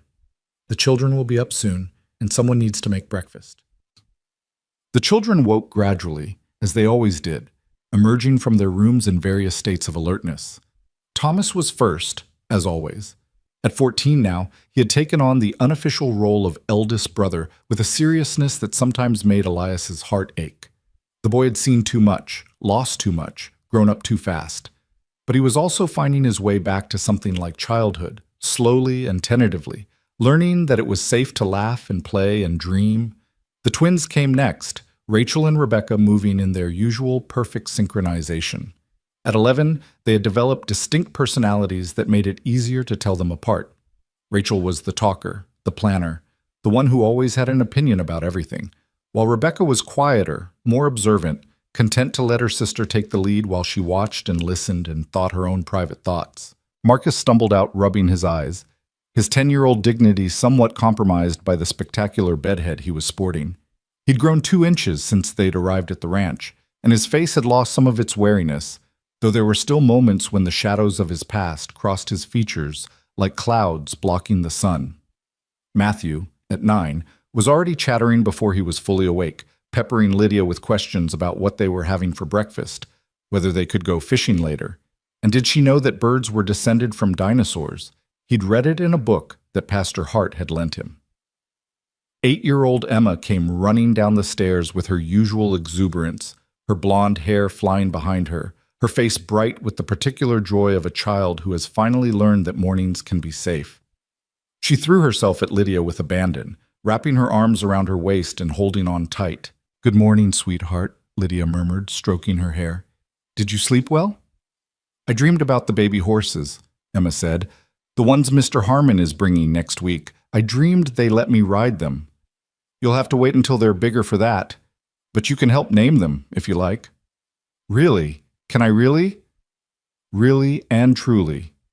And finally, little Peter, 5 years old now, no longer quite so little, emerged from the room he shared with Matthew, clutching the stuffed rabbit that had become his constant companion. He didn't say anything. Peter still spoke rarely, his words precious commodities doled out only when absolutely necessary, but he made his way to Elias and tugged on his trouser leg until Elias picked him up. "Good morning, little man," Elias said, settling the boy on his hip. "Ready for breakfast?" Peter nodded solemnly, and Elias carried him to the kitchen, where the smell of bacon was already beginning to fill the air. This was their life now. This was their family. The refuge had been Lydia's idea, but it quickly became a shared dream. They called it Haven Ranch, and the construction began that spring with money from the Rowe estate and labor from townspeople who had heard the story and wanted to help. The plan was ambitious: a large dormitory building that could house up to 20 children, a schoolhouse where they could learn reading and writing and arithmetic, a workshop where older children could learn trades, and of course the working ranch itself, where everyone would contribute according to their abilities. "You're trying to do too much at once," Miss Prudence Walker warned during one of her increasingly frequent visits to the ranch. The sharp-tongued old woman had become an unlikely ally. Her disapproval transformed into fierce protectiveness once she'd learned the truth about Lydia and the children. "Rome wasn't built in a day, you know." "I know," Lydia said. "But every day we wait is another day that children are suffering. Children like ours were. Children with no one to protect them, no one to love them, no one to give them a chance." "The world is full of suffering, Mrs. McCord. You can't save everyone." "No, but I can save some, and some is better than none." Miss Walker was quiet for a moment, studying Lydia with those sharp, knowing eyes. Then, unexpectedly, she smiled. "You remind me of myself," she said. "When I was young, before I learned to be cautious." "What happened?" "Life, loss, the 1,000 small defeats that teach us to protect ourselves." The old woman's voice softened. "But perhaps I was wrong to learn those lessons so well. Perhaps there's wisdom in refusing to give up on impossible dreams. Does that mean you'll help us?" "It means I'll stop trying to talk you out of it. And it means—" She hesitated, then continued, "It means I have some money set aside, money I was saving for— Well, it doesn't matter what I was saving it for. I'd like to contribute to your Haven Ranch if you'll allow it." Lydia's eyes filled with tears. "Miss Walker, don't get sentimental on me, girl. It's just money. And call me Prudence. If we're going to be partners in this foolishness, we might as well use first names." The dormitory was finished by midsummer, a sturdy building of local timber with room for 20 beds, a common area with a large fireplace, and windows that looked out over the valley toward the mountains. The schoolhouse followed shortly after, and then the workshop, and then, piece by piece, building by building, Haven Ranch began to take shape. The first orphans arrived in August. There were 3 of them, siblings, 2 boys and a girl, found wandering the streets of Billings after their parents died in a mining accident. The oldest was 11, the youngest was 6, and they clung to each other with the desperate intensity of children who had learned that the only thing they could rely on was each other. Lydia met them at the door of the dormitory, remembering how terrified her own children had been when they'd first arrived at Elias's ranch. She knelt down to their level, her voice soft and gentle. "Hello," she said. "My name is Lydia. Welcome to Haven Ranch." The oldest, a boy named William, looked at her with suspicious eyes. "Are you going to separate us?" "No, absolutely not. You're family. Family stays together." "Promise?" "I promise." Something shifted in the boy's face. Not trust. Not yet. but the first crack in the armor of wariness he'd built around himself. "This is my brother James," he said, gesturing to the middle child, "and my sister Sarah. It's nice to meet all of you. Would you like to see your new home?" She led them through the dormitory, showing them the beds that had been prepared for them, the chest where they could keep their belongings, the common area with its comfortable chairs and shelves of books. Emma trailed behind them, watching the new arrivals with the particular intensity of a child who recognized something of herself in their frightened faces. "I was scared too," Emma told Sarah, who was clutching a ragged doll that had clearly seen better days, "when I first came here. But it's safe now. Nobody will hurt you. Mrs. Lydia won't let them." Sarah looked at her new home, at the clean beds and the warm fire, and the woman who had knelt to greet her at eye level, and something in her small face relaxed. "Really?" she whispered. "Really and truly," Emma said, echoing the words that Lydia had spoken to her so many times. "You'll see." The summer passed in a blur of activity.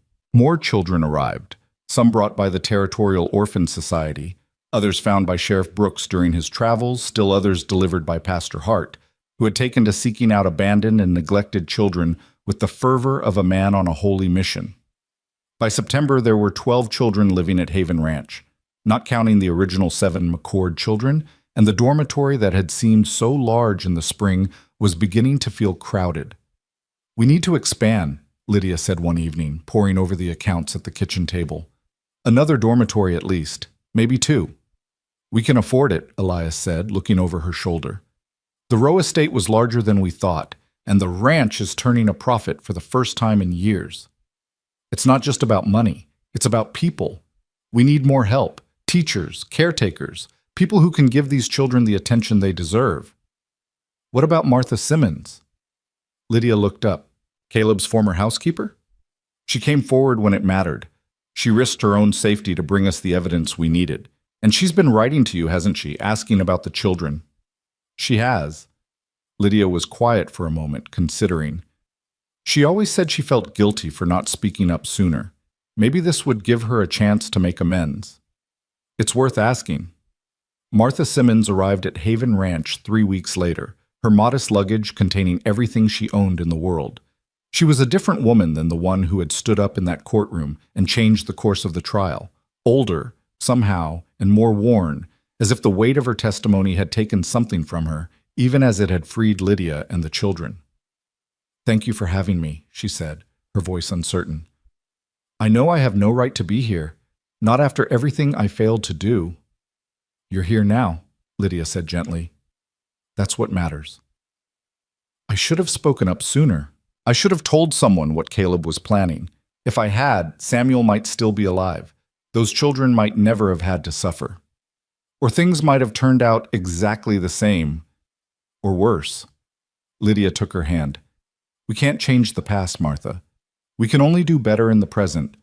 And there are children here who need someone to love them, to teach them, to help them heal. Can you do that?" Martha's eyes filled with tears. "I can try." "Then that's enough. That's more than enough." Fall came quickly, and with it came the harvest. The ranch had produced more than anyone expected: vegetables from the garden Lydia had planted, grain from the fields Elias had sown, meat from the cattle that had weathered the winter and thrived in the spring. There was more than enough to feed the children and the staff, with plenty left over to sell in town or donate to those in need.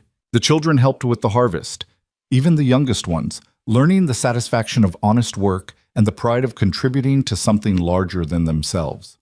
Thomas supervised the older boys in the fields, his natural leadership finding an outlet that didn't require him to be constantly vigilant for danger.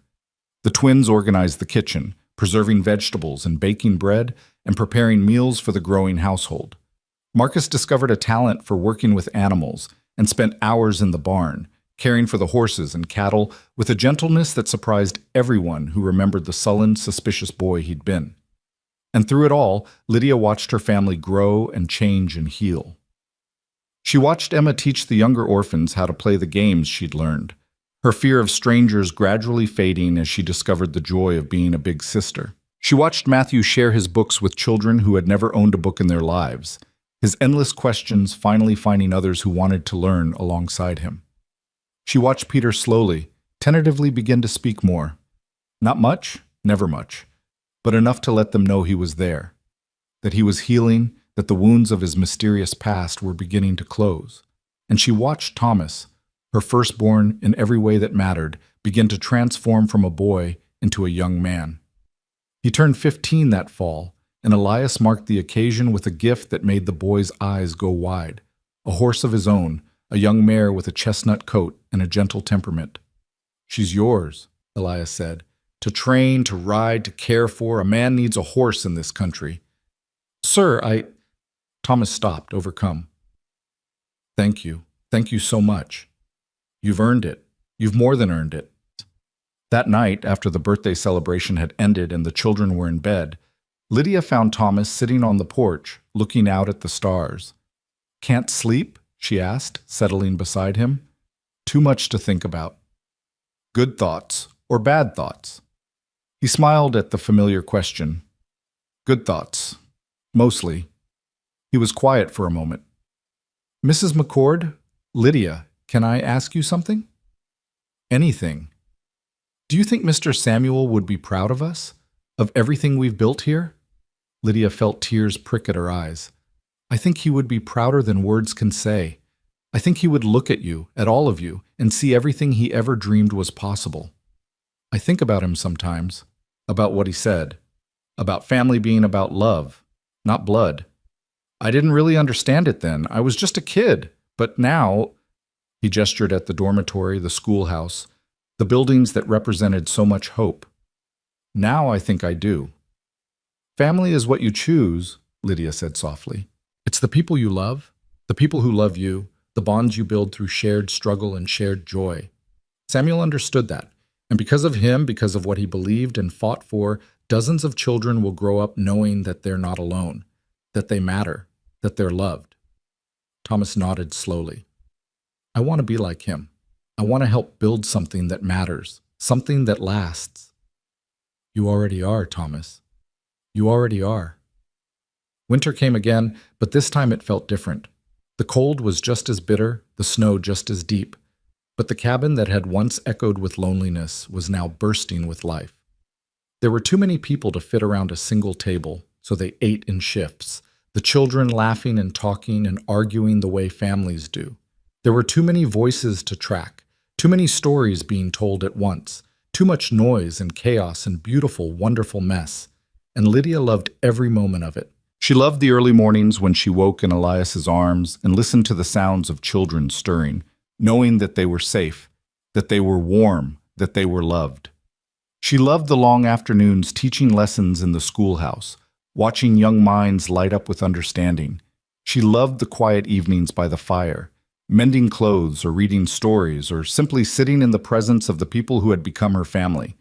But most of all, she loved the moments of unexpected grace, the times when the universe seemed to pause and let her glimpse something larger than herself. One such moment came on a particularly cold night in January, almost exactly a year after she and the children had stumbled into Elias's barn. She had gone out to check on the livestock, a habit she'd developed during those long months of running, when constant vigilance was the only thing keeping them alive, and found herself standing in the middle of the yard, looking up at the stars. They were magnificent, thousands upon thousands of them, scattered across the black velvet sky like diamonds flung by a careless god. The Milky Way stretched overhead, a river of light that seemed to flow from one horizon to the other. And in the silence and the cold and the overwhelming beauty of it all, Lydia felt something shift inside her. She thought about all the paths that had led her here, the choices made and unmade, the tragedies endured, the miracles witnessed. She thought about Samuel, who had loved her and died for that love. She thought about Caleb, whose hatred had nearly destroyed them all. She thought about the children, each one a universe of possibility, each one a life saved from darkness. And she thought about Elias, this man who had opened his door to strangers, who had risked everything to protect people he didn't know, who had loved her back to life when she'd forgotten how to live. "Penny, for your thoughts." She turned to find him standing behind her, wrapped in his heavy coat, his breath forming clouds in the cold air. "I was thinking about how strange life is," she said, How something that seems like the worst thing that could ever happen can turn out to be the beginning of everything good. The storm that drove you into my barn? Among other things. She moved closer to him, seeking his warmth. If Caleb hadn't done what he did, if Samuel hadn't died, I never would have found you. The children never would have found this home. None of this would exist. Are you saying you're grateful to Caleb? No, never. What he did was evil, and I'll never forgive him for it. She paused, searching for words. But I've learned that even evil can plant seeds of good, if good people are willing to tend them. Samuel's death was a tragedy, but it wasn't meaningless. It led to something that matters, something that will outlast all of us. Elias was quiet for a moment, considering her words. Margaret used to say something similar. She used to say that God writes straight with crooked lines, that even the worst parts of our stories can lead to something beautiful if we let them. Do you believe that? I didn't. For a long time after she died, I didn't believe in anything except grief. But now, he looked at the stars, at the ranch, at the woman standing beside him. Now I think maybe she was right. Maybe everything that happened, all the loss, all the pain, all the darkness, maybe it was all leading here, to this moment, to this life, to you. She rose on her toes and kissed him, her lips cold against his warm ones, her heart full of an emotion too large for words. I love you, she whispered. I love you too. He pulled her close. Now come inside before we both freeze to death. We've got a family to take care of. Spring came again, and with it came growth. Haven Ranch expanded to accommodate more children. 2 new dormitories, a larger schoolhouse, a proper medical clinic staffed by a doctor who had heard about their work and wanted to contribute. The territorial government, impressed by what they had accomplished, began sending regular support. Not much, but enough to help cover expenses and hire additional staff. And the children kept coming. They came from mining camps and frontier towns, from broken families and no families at all. They came starving and sick and scared, their eyes holding the same desperate hope that Lydia remembered seeing in her own children's faces all those months ago. And one by one, they were welcomed, cared for, loved, back to wholeness. Some of them stayed forever, growing up at Haven Ranch and eventually becoming staff members themselves, contributing to the work that had saved them. Others stayed only until they were old enough to make their own way in the world, leaving with skills and education and the knowledge that they mattered, that they had value, that they were loved. Every child was a victory. Every life saved was a triumph over the darkness that had tried to swallow them all. The first wedding at Haven Ranch took place in the spring of 1892, 5 years after Lydia had stumbled into Elias's barn.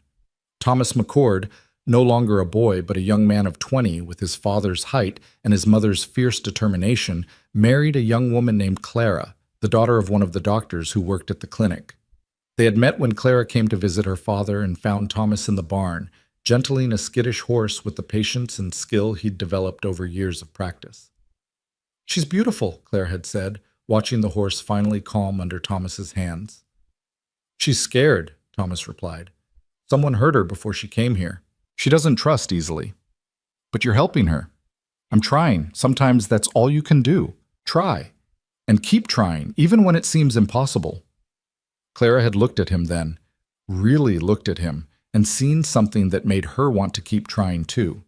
The wedding was held beneath the cottonwood trees, just as Lydia and Elias's had been, with Pastor Hart presiding and the entire Haven Ranch community gathered to celebrate. The bride wore white, the groom wore his best suit, and when they exchanged their vows, there wasn't a dry eye in the audience. I remember when you first came to us, Lydia said during her toast, her voice thick with emotion. You were a scared, suspicious, angry boy who had seen too much death and lost too much love. But even then, there was something in you, a strength, a determination, a capacity for caring that wouldn't be broken. You saved us, Thomas. Time and time again, you saved us. And now you found someone to share your life with, someone to build a future with. Your father, both your fathers, would be so proud. Thomas rose and embraced her, holding her tight the way he had on that terrible night in the barn when everything had seemed hopeless. Thank you, he whispered, for everything. for believing in me when I couldn't believe in myself." "You made it easy," she whispered back. "You've always made it easy." The years continued to pass, each one bringing its own joys and sorrows, its own triumphs and challenges. Marcus grew up to become a veterinarian, his gift with animals finding its fullest expression in a career that allowed him to heal the creatures he loved. He married a woman from town and built a house on the edge of the Haven Ranch property, close enough to help with the work that had shaped him. The twins, Rachel and Rebecca, took over the management of the ranch's domestic operations, their complementary skills, Rachel's organizational genius, Rebecca's quiet compassion, making them invaluable to the growing institution. Rachel married eventually, but Rebecca chose to remain single, dedicating herself entirely to the children who needed her. Matthew became a teacher, his endless curiosity finding an outlet in a profession that allowed him to share his love of learning with others. He traveled to Chicago to earn his credentials, then returned to Haven Ranch to establish a proper school that became known throughout the territory for its excellence. Emma, the little girl who had clung to Lydia's hand on that first terrifying night, grew into a beautiful young woman with a gift for music that seemed to come from somewhere divine. She trained in San Francisco and returned to Montana to give concerts that raised money for Haven Ranch, her voice carrying the story of her survival to audiences who wept and applauded in equal measure. And Peter, the silent, wounded child who had been found wandering alone on the prairie, slowly, year by year, found his voice. He never became talkative, never lost the watchful quietness that was his nature, but he became a writer, his words flowing onto paper with a power and beauty that seemed impossible for someone who had spent so long unable to speak. His first book, published when he was 25, told the story of a boy who had lost everything and found a family that taught him what love meant. It became a sensation, read by thousands of people who saw their own struggles reflected in its pages.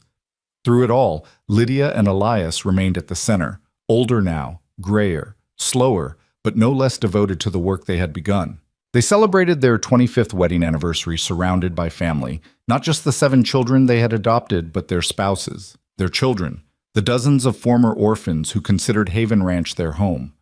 The party spilled out of the cabin and across the yard, filling the space with laughter and music and the particular joy of people who have been through darkness together and emerged into light. "Look at this," Elias said, standing with Lydia on the porch, watching their extended family celebrate. "Look at what you built."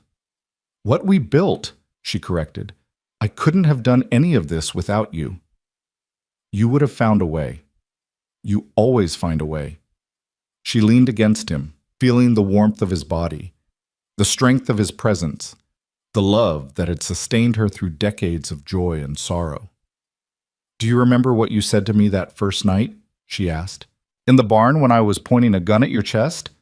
"I said a lot of things that night. I was trying not to get shot." "You said you weren't going to let anyone else die on your land.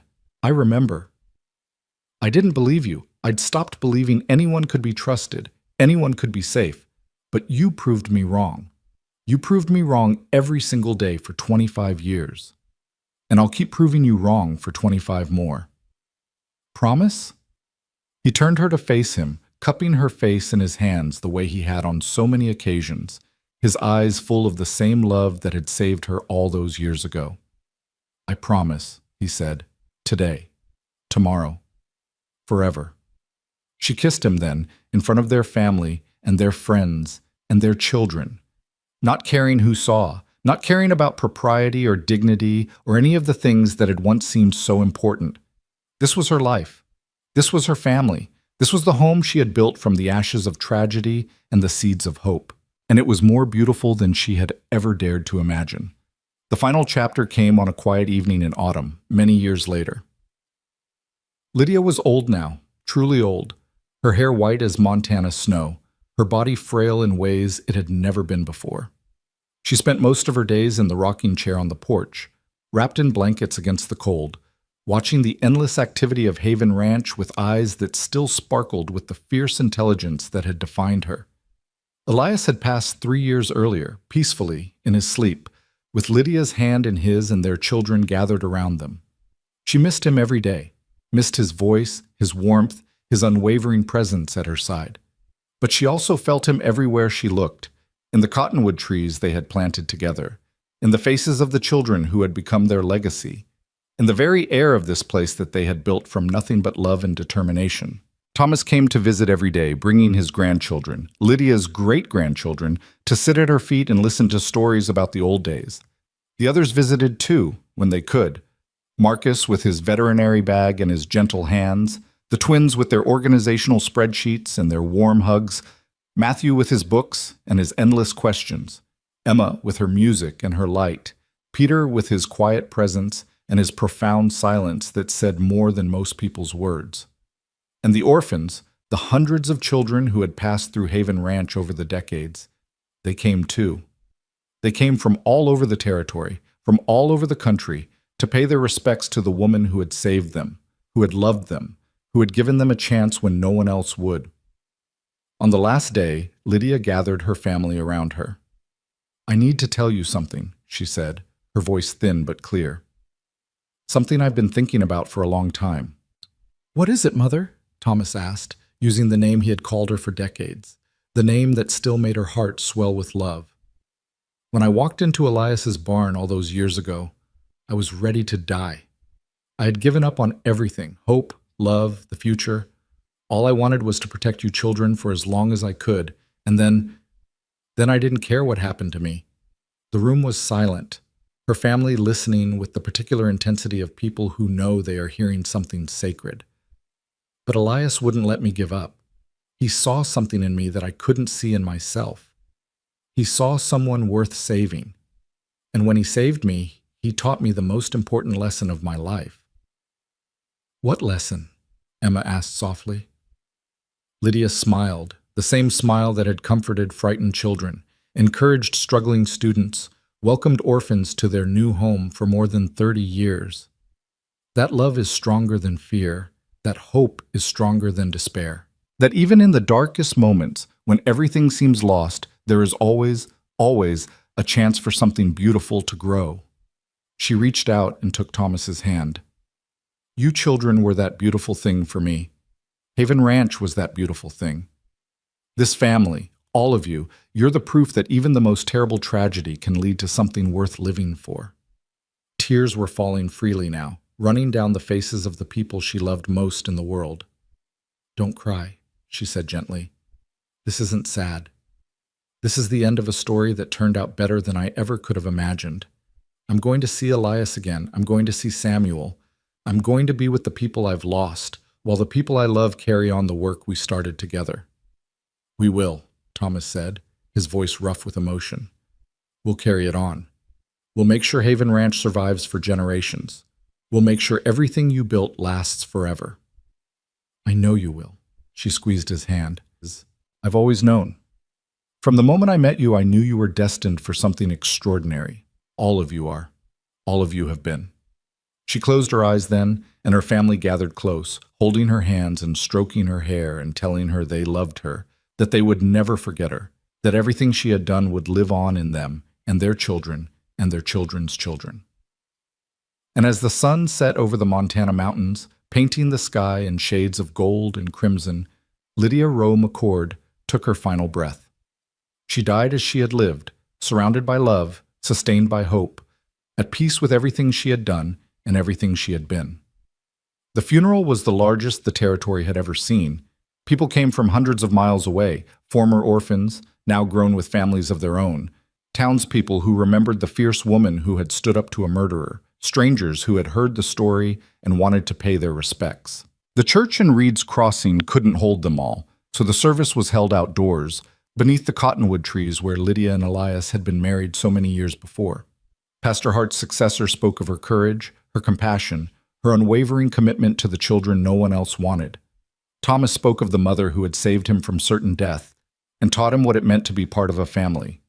Emma sang, her voice carrying across the valley, the song she had written for the woman who had given her everything. And when it was over, they laid Lydia to rest beside Elias, beneath a simple stone that bore both their names and the dates of their lives. Below the names, at Thomas's suggestion, they carved a single phrase, the words that had defined everything they had built together. Family is love. Haven Ranch continued for generations. Long after Thomas and Clara passed away, Long after the original McCord children had all gone to their rest, the work they had started lived on. The buildings grew and changed, modern improvements replacing the original structures, but the spirit remained the same. Children who had nowhere else to go found a home. Lives that seemed hopeless found purpose. Love that seemed impossible found a way to bloom. And every year, on the anniversary of Lydia's death, the entire Haven Ranch community gathered beneath the cottonwood trees for a remembrance ceremony. They told stories about the woman who had started it all, the bleeding stranger who had stumbled into a rancher's barn on the coldest night of the year, the mother who had adopted 7 children and then went on to save hundreds more, the wife who had found love again after loss and built something that would outlast them all. They spoke of courage and hope and the stubborn refusal to give up, even when everything seemed impossible. They spoke of Elias McCord, the widower who had opened his door to strangers and found a reason to live again. They spoke of the children, Thomas and Emma and Marcus and the twins and Matthew and Peter, who had survived horrors that would have broken most adults and gone on to change the world. And they spoke of love, the love that had started it all, the love that had sustained them through darkness, the love that continued to grow and spread and multiply long after its original vessels had returned to the earth. Because in the end, that was the only thing that truly mattered. Not the money or the buildings or the legal victories, not the reputation or the recognition or the praise. Just love. Love that had found a bleeding woman and 7 children in a frozen barn. Love that had stood against a murderer and refused to back down. Love that had built a home for the homeless, a family for the forgotten, a future for those who had none. Love that had changed Montana, and would continue changing it, one child at a time, for as long as there were children who needed saving and people brave enough to save them. This was Lydia's legacy. This was Elias's gift. This was the story of Haven Ranch, a story that began with tragedy and ended with triumph, a story that proved what was possible when good people refused to give up on each other, a story of fear finally having nowhere left to live, a story of home. The end.